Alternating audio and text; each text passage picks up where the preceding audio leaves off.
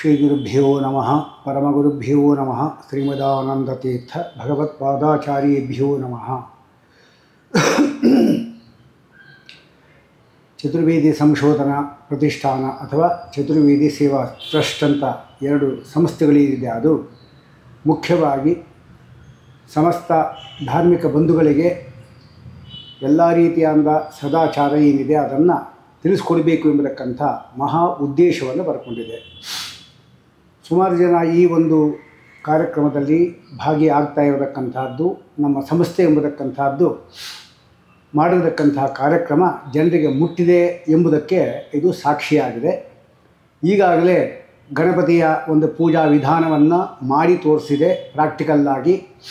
ಹಾಗೆ ಅನಂತನ ಪೂಜೆಯನ್ನು, ಲಕ್ಷ್ಮೀ ಪೂಜೆಯನ್ನು, ಹೀಗೆ ಸುಮಾರು ಅನೇಕ ಪೂಜೆಗಳೆಲ್ಲ ನಾವು ಮಾಡಿ ತೋರಿಸಿದ್ದೇವೆ. ಇನ್ನೂ ಕೂಡ ಪೂಜಾದಿಗಳನ್ನು ಮಾಡಲಿಕ್ಕೆ ಅವಕಾಶ ಇದೆ, ಅದನ್ನು ಮಾಡಿಕೊಡ್ತೇವೆ. ಅದು ಈಗ ಮುಖ್ಯವಾಗಿ ನಮಗೆ ಬೇಕಾಗಿರತಕ್ಕಂಥದ್ದು ಗೋಪಿಚಂದನಾದಿಗಳೇನಿದೆ, ಬ್ರಾಹ್ಮಣ್ಯ ಉಳಿಬೇಕಾಗಿದ್ದು ನಮಗೆ ಮುಖ್ಯವಾಗಿ ಬೇಕಾಗಿರತಕ್ಕಂಥದ್ದು ಗೋಪಿಚಂದನ ಧಾರಣ ಅಥವಾ ಅವರವರಿಗೆ ಸಂಬಂಧಪಟ್ಟಿರತಕ್ಕಂಥ ತಿಲಕ ಧಾರಣ. ಮಾಧ್ವರಿಗೆ ಗೋಪಿಚಂದನ ಧಾರಣ, ಅವರವರ ಆಚಾರ್ಯರಿಗೆ ಅವರು ಯಾವುದು ಗುರುಗಳು ಹೇಳಿದ್ದಾರೋ ಆ ರೀತಿ ಅವರು ಚಿಹ್ನೆಯನ್ನು ಹಾಕ್ಕೊಂಡು, ಅಂತೂ ಖಾಲಿ ಹಣೆಯಲ್ಲಿ ಯಾವುದೇ ರೀತಿಯಾದ ಧಾರ್ಮಿಕ ಕಾರ್ಯ ಮಾಡಲಿಕ್ಕೆ ಬರುವುದಿಲ್ಲ ಎಂಬುದು ತಾತ್ಪರ್ಯ. ಹೀಗಾಗಿ ಗೋಪಿಚಂದನಾದಿಗಳ ಧಾರಣೆ ಅದನ್ನು ಮಾಡತಕ್ಕಂಥದ್ದು. ಹಾಗೆ ಜನಿವಾರ ಏನಿದೆ ಅದನ್ನು ನಾವು ಅಕಸ್ಮಾತ್ ಏನಾದರೂ ಬಟ್ಟೆ ಶರ್ಟೆಲ್ಲ ತೆಗೆಯುವಾಗ ಅದು ಹೊರಟೋಗುತ್ತೆ, ತೆಗೆದುಬಿಡ್ತೀವಿ. ನಾವು ಕುತ್ತಿಗೆಯಿಂದ ತೆಗಿಬಾರ್ದು ಅಂತ ಶಾಸ್ತ್ರ ನಿಯಮ ಇದೆ. ಅದಕ್ಕಾಗಿ ನಾವು ಬೇರೆ ಒಂದು ಹಾಕ್ಕೋಬೇಕಾಗತ್ತೆ. ಅದಕ್ಕಾಗಿ ಆ ಯಜ್ಞೋಪವೀತ ಧಾರಣಾ ಕಾರ್ಯಕ್ರಮ ಹೇಗೆ ಎಂಬುದನ್ನು ಕೂಡ ನಾವು ತೋರಿಸ್ಲಿಕ್ಕೆ ಇದ್ದೇವೆ. ನಾವು ಇದಾದಮೇಲೆ ಮುಖ್ಯವಾಗಿ ಬ್ರಾಹ್ಮಣ್ಯ ಉಳಿಬೇಕು ಅಂತಿದ್ದರೆ ನಮಗೆ ಬೇಕಾಗಿರತಕ್ಕಂಥದ್ದು ಸಂಧ್ಯಾ ವಂದನೆ 3 ಹೊತ್ತು ಮಾಡ್ತಕ್ಕಂಥದ್ದು. ಅದು ಋಗ್ವೇದ ಮತ್ತು ಯಜುರ್ವೇದ ಎರಡಿದೆ. ಸಾಮವೇದ ಅಥರ್ವಣವು ಕೂಡ ಇದೆ. ಆದರೆ ಅದರಲ್ಲಿ ಸ್ವಲ್ಪ ವಿಶೇಷಗಳು ಮಾತ್ರ ಏನಿದೆ ಅಷ್ಟನ್ನು ಮಾತ್ರ ನಾವು ತಿಳಿಸ್ಕೊಟ್ಟು, ಇನ್ನು ಮಿಕ್ಕಿದ್ದೆಲ್ಲ ಸಾಮಾನ್ಯವಾಗಿ ಋಗ್ವೇದ ಮತ್ತು ಯಜುರ್ವೇದಗಳಂತೆ ಹೇಳತಕ್ಕಂಥ ಪದ್ಧತಿ ನಾವು ಮಾಡಿಕೊಂಡಿದ್ದೇವೆ. ಆ ಪ್ರಕಾರವಾಗಿ ಸಂಧ್ಯಾ ವಂದನೆ, ಅದು ತ್ರಿಕಾಲ ಸಂಧ್ಯಾ ವಂದನೆ ಮಾಡಬೇಕು. ಅದಕ್ಕೆ ನಾವೇನು ಮಾಡ್ತಾಯಿದ್ದೀವಿ ನಮ್ಮ ಸಂಸ್ಥೆಯಿಂದ ಅಂದರೆ, ಮೊದಲು ಈಗಾಗಲೇ ಎಷ್ಟೋ ಜನ ಈ ವರ್ಷದಲ್ಲಿ ಸುಮಾರು ನನ್ನ ಶಿಷ್ಯರುಗಳು, ಅವರ ಶಿಷ್ಯರುಗಳು, ಅವರಿಗೆ ಸಂಬಂಧಪಟ್ಟ ಬಂಧುಗಳೆಲ್ಲರೂ ಕೂಡ ಉಪನಯನವನ್ನು ತಮ್ಮ ತಮ್ಮ ಮಕ್ಕಳಿಗೆ 8 ವರ್ಷದಲ್ಲೇ ಅವರೆಲ್ಲ ಮಾಡಿದ್ದಾರೆ ಎಂಬತಕ್ಕಂಥದ್ದು ಒಂದು ಸಂತೋಷದ ಸಂಗತಿ. ಇಂತಹ ಒಂದು ಸಂಗತಿಯಲ್ಲಿ ನಾವು ಸರಿಯಾಗಿ ಅವರಿಗೆ ಸಂಧ್ಯಾ ವಂದನೆಯನ್ನು ಹೇಳಿಕೊಡುವ ಒಂದು ಮಾರ್ಗದರ್ಶನ ಮಾಡತಕ್ಕಂಥ ಕ್ರಮವನ್ನು ನಾವು ತಿಳಿಸ್ಕೊಳ್ಳಿಲ್ಲ ಅಂತಾದರೆ ಬರೀ ಉಪನಯನ ಮಾಡಿದ ಮಾತ್ರಕ್ಕೆ ನಮ್ಮ ಕಾರ್ಯಕ್ರಮ ಪೂರ್ತಿ ಮುಗಿಲಿಲ್ಲ. 8 ವರ್ಷಕ್ಕೆ ಉಪನಯನ ಮಾಡಿದ್ದರಿಂದ ಏನಾಯಿತು ಅಂದರೆ ಅಷ್ಟವರ್ಷಂ ಬ್ರಾಹ್ಮಣಂ ಉಪನಯಿತ, ಅವನಿಗೆ ಆಸಕ್ತಿ ಇರುತ್ತೆ ಕಲಿಬೇಕು ಅಂತ. ಚಿಕ್ಕ ವಯಸ್ಸಾದ್ದರಿಂದ ತಲೆಯಲ್ಲಿ ಬೇರೆ ಯಾವುದು ಇರೋದಿಲ್ಲ. ಅದಕ್ಕೋಸ್ಕರವಾಗಿ ಅದೆಲ್ಲವೂ ಕೂಡ ಅವರಿಗೆ ಬೇಗ ಗ್ರಹಣ ಮಾಡಲಿಕ್ಕೆ ಸಾಮರ್ಥ್ಯ ಇರುತ್ತೆ. ಆದ್ದರಿಂದ ಇಂಥ ಸಂದರ್ಭದಲ್ಲಿ ಒಂದು 15 ದಿವಸ ಈ ಒಂದು ಸಂಧ್ಯಾ ವಂದನೆ ಹೇಳಿಕೊಟ್ಬಿಟ್ರೆ ಅವರಿಗೆ ಆಮೇಲೆ ಯಾವತ್ತು ಜೀವನ ಪೂರ್ತಿ ಅವರು ಕಂಠದಲ್ಲಿ ಪ್ರಾಣ ಇರುವಷ್ಟು ಕಾಲವೂ ಅದನ್ನು ಮರೆಯೋದಿಲ್ಲ. ಅದು ತಂದೆ ತಾಯಿಗಳು ಎಲ್ಲರೂ ಕೂಡ ನನ್ನ ಕಳಕಳಿಯ ಪ್ರಾರ್ಥನೆ ಅಂತ ಹೇಳಿದ್ರೆ ಅವರಿಗೆ ಸಂಧ್ಯಾ ವಂದನಾದಿಗಳನ್ನು ಮಾಡಿಸಿ, ಎಷ್ಟೇ ಆಗಲಿ ಒಂದು ಸ್ವಲ್ಪ ಬೇಗ ಎಬ್ಬಿಸಿ, ಪರೀಕ್ಷೆ ಇರಲಿ, ಭಾನುವಾರ ಇರಲಿ, ಏಕಾದಶಿ ಇರಲಿ, ಯಾವುದೇ ಒಂದು ಕಾರ್ಯಕ್ರಮ, ಹಬ್ಬ ಇರಲಿ, ಮದುವೆ ಇರಲಿ, ಒಂದು ಸಂಧ್ಯಾ ವಂದನೆ ಮಾಡಿ ಹೋಗಪ್ಪ ಎಂಬುದಾಗಿ ನಾವು ಯಾವಾಗಲೂ ತಂದೆ ತಾಯಿಗಳು ಹೇಳ್ತಾ ಇದ್ದೀವಿ. ಅಂದರೆ ಅವ್ರಿಗೆ ಆಸಕ್ತಿ ಇರುತ್ತೆ. ಬಾಲಕ ಯಾವತ್ತೂ ಕೂಡ ಆಟದಲ್ಲಿ ಆಸಕ್ತಿ, ಅದರಿಂದ ಆಟಕ್ಕೆ ನುಗ್ಗುತ್ತಾನವನು. ಅದನ್ನು ಎಳೆದು ನಾವೇನು ಮಾಡಬೇಕು, ಅವರನ್ನು ಕೂಡಿಸಿ ಸಂಧ್ಯಾ ವಂದನೆ ಮಾಡಿ ಹೋಗು ಎಂಬುದಾಗಿ. ದಂಡ ಭಯ ಇರಬೇಕು ಅಷ್ಟೇ, ದಂಡ ಏಟು ಹೊಡಿಬಾರ್ದು. ಆ ರೀತಿಯಾಗಿ ನಾವು ಅವರನ್ನು ತಯಾರು ಮಾಡಬೇಕು ಅಂತ ಶಾಸ್ತ್ರಗಳೆಲ್ಲ ಅನುಮತಿ ಕೊಟ್ಟಿದೆ. ಹಾಗಾಗಿ ನಮ್ಮ ಸಂಸ್ಥೆಯಿಂದ ಈಗ ಋಗ್ವೇದದ ಸಂಧ್ಯಾ ವಂದನೆ ಎಂಬತಕ್ಕಂಥದ್ದು ಯಾಕೆ ಮಾಡಬೇಕು, ಅರ್ಘ್ಯ ಯಾಕೆ ಕೊಡಬೇಕು, ಯಾರಿಗೋಸ್ಕರ ಅರ್ಘ್ಯ ಕೊಡಬೇಕು, ಅರ್ಘ್ಯ ಕೊಡದೇ ಇದ್ದರೆ ಏನು ಅನಾನುಕೂಲವಾಗುತ್ತೆ, ಗಾಯತ್ರಿ ಜಪ ನೇರವಾಗಿ ಮಾಡಿಬಿಡ್ಬೋದಲ್ಲ ಅಂತ ಪ್ರಶ್ನೆ ಎಷ್ಟೋ ಜನಕ್ಕೆ ಬರುತ್ತೆ. ಗಾಯತ್ರಿ ಮುಖ್ಯ ಅಲ್ವಾ, ಆದರೆ ಗಾಯತ್ರಿ ಎಂಬತಕ್ಕಂಥದ್ದು ಏನಿದೆ ಅದನ್ನು ಮಾಡಬೇಕಾಗಿದ್ದರೆ ಅದಕ್ಕೆ ಪೂರ್ವಾಂಗ ಮತ್ತು ಉತ್ತರಾಂಗ ಅಂತ ಎರಡಿದೆ. ಹಾಗೆ ಅದನ್ನು ನಾವು ಮದುವೆಯಲ್ಲಿ ಯಾವ ರೀತಿ ಪೂರ್ವಾಂಗಗಳು ಮತ್ತು ಉತ್ತರಾಂಗಗಳು ಪ್ರಧಾನವಾದಕ್ಕಂಥ ತಾಳಿ ಮತ್ತು ಅಂತರ ಪಟ ಇರುತ್ತಲ್ಲ, ಅದು ಯಾವ ರೀತಿಯೋ ಹಾಗೆ ಎಲ್ಲ ಕಡೆಯೂ ಕೂಡ ಪೂರ್ವಾಂಗ ಉತ್ತರಾಂಗ ಎಂಬತಕ್ಕಂಥದ್ದು ಇರುತ್ತೆ. ಅದನ್ನು ತಿಳ್ಕೊಂಡು ನಾವು ಮಾಡಬೇಕು. ಮುಖ್ಯವಾಗಿ ಎಲ್ಲಕ್ಕಿಂತ ದೇಹ ಶುದ್ಧಿ ಮಾಡತಕ್ಕಂಥದ್ದು ಆಚಮನ. ಆದ್ದರಿಂದ ಆಚಮನ ಅಂತ ಹೇಳಿದ್ರೆ ನಾವು ಮೊದಲು ಈ ನಮ್ಮ ಇಂದ್ರಿಯಗಳೇನಿದೆ ಅದೆಲ್ಲವೂ ಕೂಡ ಒಂದೊಂದು ಅವಯವಗಳನ್ನು ಮುಡ್ತಾ ಇದ್ದೀವಿ. ಯಾವುದಕ್ಕೋಸ್ಕರ ಮುಡ್ತಾ ಇದ್ದೀವಿ ಅಂತ ಹೇಳಿದ್ರೆ ಆಯಾಯ ಸ್ಥಳಗಳಲ್ಲಿ ಇದ್ದುಕೊಂಡು ಆಯಾಯ ತತ್ವಾಭಿಮಾನಿ ದೇವತೆಗಳೇನಿದ್ದಾರೆ ಅವರ ಒಂದು ಶಕ್ತಿಯನ್ನು ಕೊಡತಕ್ಕಂಥವನು ಪರಮಾತ್ಮ. ತತ್ರ ತತ್ರ ಸ್ಥಿತೋ ವಿಷ್ಣು ತತ್ತಚ್ಛಕ್ತಿ ಪ್ರಬೋದಯನ್ ಏಕೇವ ಮಹಾಶಕ್ತಿ ಕುರುತೆ ಸರ್ವಮಂಜಸ ಎಂಬತಕ್ಕಂಥ ಶ್ರೀಮದಾಚಾರ್ಯರ ವಾಕ್ಯದಂತೆ ಎಲ್ಲ ಶಕ್ತಿಗಳು ಪರಮಾತ್ಮಂದೆ. ಅದಕ್ಕೋಸ್ಕರವಾಗಿ ಆಯಾಯ ಕಣ್ಣು, ಕಿವಿ, ಮೂಗು, ನಾಲಿಗೆ, ಮಂಡಿಗಳು, ಪಾದ, ತಲೆ ಇವುಗಳಲ್ಲಿ ಇರತಕ್ಕಂಥ ಯಾವ ಪರಮಾತ್ಮನ ಭಕ್ತರಾಗತಕ್ಕಂಥ ಅಭಿಮಾನಿ ದೇವತೆಗಳಿದ್ದಾರೆ ಅವರಿಗೂ ಕೂಡ ಶಕ್ತಿ ಕೊಡತಕ್ಕಂಥ ಮುಖ್ಯ ಪ್ರಾಣವಿದ್ದಾನೆ. ಅವರಿಗೂ ಪ್ರಾಣಸ್ಯ ಪ್ರಾಣ ಅಂತ ಹೇಳುವಂತೆ ಶಕ್ತಿ ಕೊಡತಕ್ಕಂಥ ಪರಮಾತ್ಮನನ್ನು ನೀರಿನ ಮೂಲಕ ಅಲ್ಲಿ ಆವಾಹನೆ ಮಾಡಿ ಇಟ್ಕೊಳ್ಳೋದು. ಈ ಜಾಗದಲ್ಲಿ ಬಾಪ ಅಂತ ಗೋವಿಂದಾಯ ನಮಃ, ವಿಷ್ಣುವೇ ನಮಃ, ಮಧುಸೂದನಾಯ ನಮಃ, ತ್ರಿವಿಕ್ರಮ ಹೇಳಿದಾಗ ಆ ನೀರಿನ ಮೂಲಕ ಹೇಳಿದಾಗ ಅಲ್ಲಲ್ಲಿ ಅವನು ಆವಾಹಿತನಾಗ್ತಾನೆ. ವಿಶೇಷವಾಗಿ ಶಕ್ತಿಯನ್ನು ಉಂಟು ಮಾಡಲಿ ಎಂಬತಕ್ಕಂಥ ಪ್ರಾರ್ಥನೆ ಮೂಲಕವಾಗಿ ನಾವು ಆಚರಣೆ ಮಾಡತಕ್ಕಂಥದ್ದು. ಹಾಗಾಗಿ ಇದರಲ್ಲಿ ಯಜ್ಞ ಇದು ಕೂಡ. ಯಜ್ಞ ಎಂಬತಕ್ಕಂಥದ್ದು ಯಾವತ್ತೂ ಎರಡು ಅಂಗ ಇರುತ್ತೆ. ಒಂದು ಉದ್ದೇಶ ಮತ್ತು ತ್ಯಾಗ ಅಂತ ಇರುತ್ತೆ. ಯಾರನ್ನು ಉದ್ದೇಶ ಮಾಡ್ತೀವಿ? ಕೇಶವಾಯ ಸ್ವಾಹ ಅಂತ ಹೇಳಿದ್ವಿ, ಇಂದ್ರಾಯ ಸ್ವಾಹ, ಆಮೇಲೆ ಇಂದ್ರಾಯ ಇದಂ ನಮಮ, ಇದು ಇಂದ್ರನಿಗೆ ನಂದಲ್ಲ ಅಂತ ಉದ್ದೇಶ ಮತ್ತು ತ್ಯಾಗವನ್ನು ಶಾಸ್ತ್ರದಲ್ಲಿ ಹೇಳಿದ್ದಾರೆ. ಹಾಗಾಗಿ ನಾವು ಕೇಶವಾಯ ಸ್ವಾಹ, ಕೇಶವನಿಗೆ ಇದು ಆಹುತಿ, ಈ ಇಂದ್ರಿಯ ಅವನಿಗೆ ಅರ್ಪಣೆ ಮಾಡಿದ್ದೇನೆ. ಆಮೇಲೆ ಕೇಶವಾಯ ಸ್ವಾಹ, ನಾರಾಯಣಾಯ ಸ್ವಾಹ, ಮಾಧವಾಯ ಸ್ವಾಹ ಅಂತ 3 ಸಾರಿ ಶಬ್ದ ಮಾಡದಂತೆ ಆಚಮನವನ್ನು ಮಾಡಬೇಕು. ಶಬ್ದ ಮಾಡಬಾರ್ದು. ನೀರನ್ನು ಅಷ್ಟೇ ಒಂದು ಉದ್ಧರಣೆ ನಾವು ತೆಗೆದುಕೊಂಡ್ವಿ ಅಂದರೆ ಪೂರ್ತಿ ಉದ್ಧರಣೆ ತಗೋಬಾರ್ದು. ಒಂದು ಸ್ವಲ್ಪ ಮಾತ್ರ. ಎಷ್ಟು ಒಂದು ಶಾಸ್ತ್ರ ಹೇಳ್ತಾರೆ ಅಂದರೆ ಉದ್ದಿನ ಕಾಳು ಮುಳುಗುವಷ್ಟು ಮಾತ್ರ. ಅಂದರೆ ನಾವು ಬಾಯಲ್ಲಿ ಹಾಕ್ಕೊಂಡಾಗ ನಾಲಿಗೆಯಲ್ಲೇ ಒಣಗೋಗಬೇಕು. ಆ ರೀತಿಯಾಗಿ ನಾವು ಆಚಮನವನ್ನು ಮಾಡಬೇಕು. ಕೇಶವಾಯ ಸ್ವಾಹ ಮಾಡತಕ್ಕಂಥದ್ದು ಮುದ್ರೆ ನೋಡಿ ಹೀಗಿದೆ. ಈ ಮುದ್ರೆಯಲ್ಲಿ ನಾವು ಮಾಡಬೇಕು. ಯಾವತ್ತೂ ಕೂಡ ಆಚಮನವನ್ನು ಈ ಮುದ್ರೆಯಲ್ಲಿ ಮಾಡಬೇಕು. ಅಂದರೆ ಏನು? ಇದು ದೂರ ಇರಬೇಕು, ಇದು ದೂರ ಇರಬೇಕು. ಹಿಂಗೆ ಇಟ್ಕೊಂಡು ಆಚಮನ ಮಾಡಬಾರ್ದು. ಇದನ್ನು ಮಕ್ಕಳಿಗೆ ಮೊದಲು ನಾವು ಹೇಳ್ಕೊಡ್ಬೇಕು. ಯಾಕೆ ಹಿಂಗೆ ಮಾಡಿದ್ರೆ ಅದು ರಕ್ತ ಆಗುತ್ತೆ ಎಂಬುದಾಗಿ ಶಾಸ್ತ್ರ ಹೇಳ್ತಾ ಇದೆ. ಅದಕ್ಕೋಸ್ಕರ ಕೈ ಬೆರಳುಗಳನ್ನು ಸೋಸಬಾರ್ದು, ಅಂದರೆ ಬಿಟ್ಟಿರಬೇಕು. ಈಗೇನಾಯಿತು? ಗೋಕರ್ಣಾಕೃತಿ ಹಸ್ತ ಆಯಿತು, ಗೋವಿನ ಕಿವಿಯಂತೆ ಆಯಿತು. ಗೋಕರ್ಣಾಕೃತಿ ಹಸ್ತೇನ ಮಾಷಲಗ್ನಂ ಪಿಬೇಜ್ಜಲಂ, ಅಂದರೆ ಉದ್ದು ಮುಳುಗುವಷ್ಟು ಮಾತ್ರ ನೀರನ್ನು ಕುಡಿಬೇಕು ಅಂದರೆ ಪ್ರಾಶನ ಮಾಡಬೇಕು. ಅದು ಹೇಗೆ ಅಂದರೆ ಹೀಗೆ ಇಟ್ಕೋಬೇಕು. ಕುಡಿಯೋದು ಯಾವುದು ಅಂದರೆ ಈ ಒಂದು ಬ್ರಾಹ್ಮ ತೀರ್ಥ ಅಂತ ಇದಕ್ಕೆ ಹೆಸರು. ಇದು ದೇವತೀರ್ಥ, ಇದು ಋಷಿತೀರ್ಥ, ಇದು ಪಿತೃತೀರ್ಥ, ಇದು ಅಗ್ನಿತೀರ್ಥ, ಇದು ಬ್ರಾಹ್ಮತೀರ್ಥ. ಬ್ರಾಹ್ಮತೀರ್ಥದಿಂದ ನಾವು ಶಬ್ದ ಮಾಡದಂತೆ ನಾವು ಆಚಮನವನ್ನು ಮಾಡಬೇಕು. ಆಪೋಷಣ ತೆಗೆದುಕೊಳ್ಳುವಾಗೂ ಹಾಗೆ, ತೀರ್ಥ ತೆಗೆದುಕೊಳ್ಳುವಾಗೂ ಅಷ್ಟೇ ಅಲ್ವಾ. ಆಪೋಷಣಾದಿಗಳು ಮಾಡುವಾಗ ಶಬ್ದ ಮಾಡಿದ್ವಿ ಅಂದರೆ ಅದು ಹೆಂಡಕ್ಕೆ ಸಮಾನ ಎಂಬುದಾಗಿ ಶಾಸ್ತ್ರ ನಮಗೆ ಎಚ್ಚರಿಕೆ ಕೊಡ್ತಾ ಇದೆ. ಅಂದರೆ ಎಲ್ಲ ಶಿಸ್ತು. ಈ ನೋಡಿ ತೋರಿಸ್ತೇನೆ. ಕೇಶವಾಯ ಸ್ವಾಹ ನೋಡಿ, ಎಂಜಿರಿ ಯಾವುದೂ ಆಗಲಿಲ್ಲ. ಕೇಶವಾಯ ಸ್ವಾಹ, ನಾರಾಯಣಾಯ ಸ್ವಾಹ, ಮಾಧವಾಯ ಸ್ವಾಹ, 3 ಸ್ವಾಹ ಆಯಿತು. ಇನ್ನು ಮುಂದೆಲೇನು? ನಮಮ ಎಂಬುದರ ಸಂಕ್ಷೇಪ ರೂಪ. ಯಾವುದು? ಗೋವಿಂದಾಯ ನಮಃ. ನಮಃ ಅಂದರೆ ಅದೊಂದು ಅಬ್ರಿವಿಯೇಷನ್. ಅದು ನಮಮ ಎಂಬುದರ ಸಂಕ್ಷೇಪ ರೂಪ. ಹಾಗಾಗಿ ನೀರು ಹಾಕ್ಕೋಬೇಕು ನಾವು ಕೈಯಲ್ಲಿ. ಆಮೇಲೆ ಗೋವಿಂದಾಯ ನಮಃ, ವಿಷ್ಣುವೇ ನಮಃ, ಮಧುಸೂದನಾಯ ನಮಃ, ತ್ರಿವಿಕ್ರಮಾಯ ನಮಃ, ವಾಮನಾಯ ನಮಃ, ಶ್ರೀಧರಾಯ ನಮಃ, ಹೃಷಿಕೇಶಾಯ ನಮಃ, ಪದ್ಮನಾಭಾಯ ನಮಃ, ದಾಮೋದರ ಮುದ್ರೆಗಳು ನೋಡಬೇಕು. ದಾಮೋದರಾಯ ನಮಃ, ಸಂಕೃಷ್ಣಾಯ ನಮಃ, ವಾಸುದೇವಾಯ ನಮಃ, ಪ್ರದ್ಯುಮ್ನಾಯ ನಮಃ, ಅನಿರುದ್ಧಾಯ ನಮಃ, ಪುರುಷೋತ್ತಮಾಯ ನಮಃ, ಅರೋಕ್ಷಜಾಯ ನಮಃ, ನಾರಸಿಂಹಾಯ ನಮಃ, ಅಚ್ಯುತಾಯ ನಮಃ, ಜನಾರ್ದನಾಯ ನಮಃ, ಉಪೇಂದ್ರಾಯ ನಮಃ, ಹರಯೇ ನಮಃ, ಶ್ರೀಕೃಷ್ಣಾಯ ನಮಃ ಅಂತ ಮೊದಲು ಸಂಧ್ಯಾ ವಂದನೆ ಮಾಡೋಕ್ಕಿಂತ ಮೊದಲು ನಾವು ಶುರು ಮಾಡುವಾಗ 2 ಸಾರಿ ಆಚಮನ ಮಾಡಿದ್ರೆ ಭಾರಿ ಒಳ್ಳೆಯದು ಅಂತ ಶಾಸ್ತ್ರ ಹೇಳಿದೆ. 2 ಸರ್ತಿ ಮೊದಲು ಮತ್ತು ಕಡೆಯಲ್ಲಿ 2 ಸಾರಿ ಆಚಮನ ಮಾಡಬೇಕು. ಹಾಗಾದರೆ ಆಚಮನ ಅಂತ ಹೇಳಿದ್ರೆ ನಮ್ಗೆ ಗೊತ್ತಾಯಿತು. ನೀರನ್ನು ಸ್ವೀಕಾರ ಮಾಡಿ ಆಯಾಯ ಜಾಗಗಳಲ್ಲಿ ನಾವು ಆ ಪರಮಾತ್ಮ ಏನಿದ್ದಾನೆ ಅವನ ಸನ್ನಿಧಾನವನ್ನು ನಾವು ಅಪೇಕ್ಷೆ ಮಾಡೋದು. ಅಂತಹ ಪರಮಾತ್ಮನಿಗೆ ಈ ಕಣ್ಣು ನೀನು ಕೊಟ್ಟಿದ್ದು ನಿಂಗೆ ಅರ್ಪಣೆ, ಈ ಮೂಗು ನೀನು ಕೊಟ್ಟಿದ್ದು ನಿಂಗೆ ಅರ್ಪಣೆ, ಈ ಬಾಯಿ ನಿನಗೆ ಅರ್ಪಣೆ, ಈ ಹೃದಯ ನಿನಗೆ ಅರ್ಪಣೆ, ಈ ಕೈ ಕಾಲು ಎಲ್ಲ ಇಂದ್ರಿಯೂ ನಿನಗೆ ಅರ್ಪಣೆ ಅಂತ ಹೇಳ್ತಕ್ಕಂಥದ್ದು ಎಂಥ ಒಂದು ಅದ್ಭುತವಾದ ಅನುಸಂಧಾನ ಇದೆ ನೋಡಿ. ಈ ರೀತಿ ನಾವು ಮಾಡ್ಕೊಂಡು ಹೋದ್ವಿ ಅಂದರೆ ಪರಮಾತ್ಮ ಒಲಿಯುವುದರಲ್ಲಿ ಖಂಡಿತ ಸಂದೇಹ ಇಲ್ಲ. ಹಾಗಾಗಿ ಮೊದಲು ನಾವು ಸಂಧ್ಯಾ ವಂದನೆ ಅಂದರೆ ಕುರಿಯಾತ್ ಅನ್ಯನ್ನವಾ ಕುರಿಯಾತ್ ಮೈತ್ರೋ ಬ್ರಾಹ್ಮಣ ಉಚ್ಯತೆ. ಬೇರೆ ಏನು ಮಾಡ್ತೀರೋ ಏನು ಬಿಡ್ತೀರೋ ನಿಮ್ಮ ಇಷ್ಟ. ಆದರೆ ಸಂಧ್ಯಾ ವಂದನೆ ಮಾಡಿ ಬ್ರಾಹ್ಮಣ್ಯ ಮೊದಲು ಉಳಿಸ್ಕೊಂಬಿಡಿ.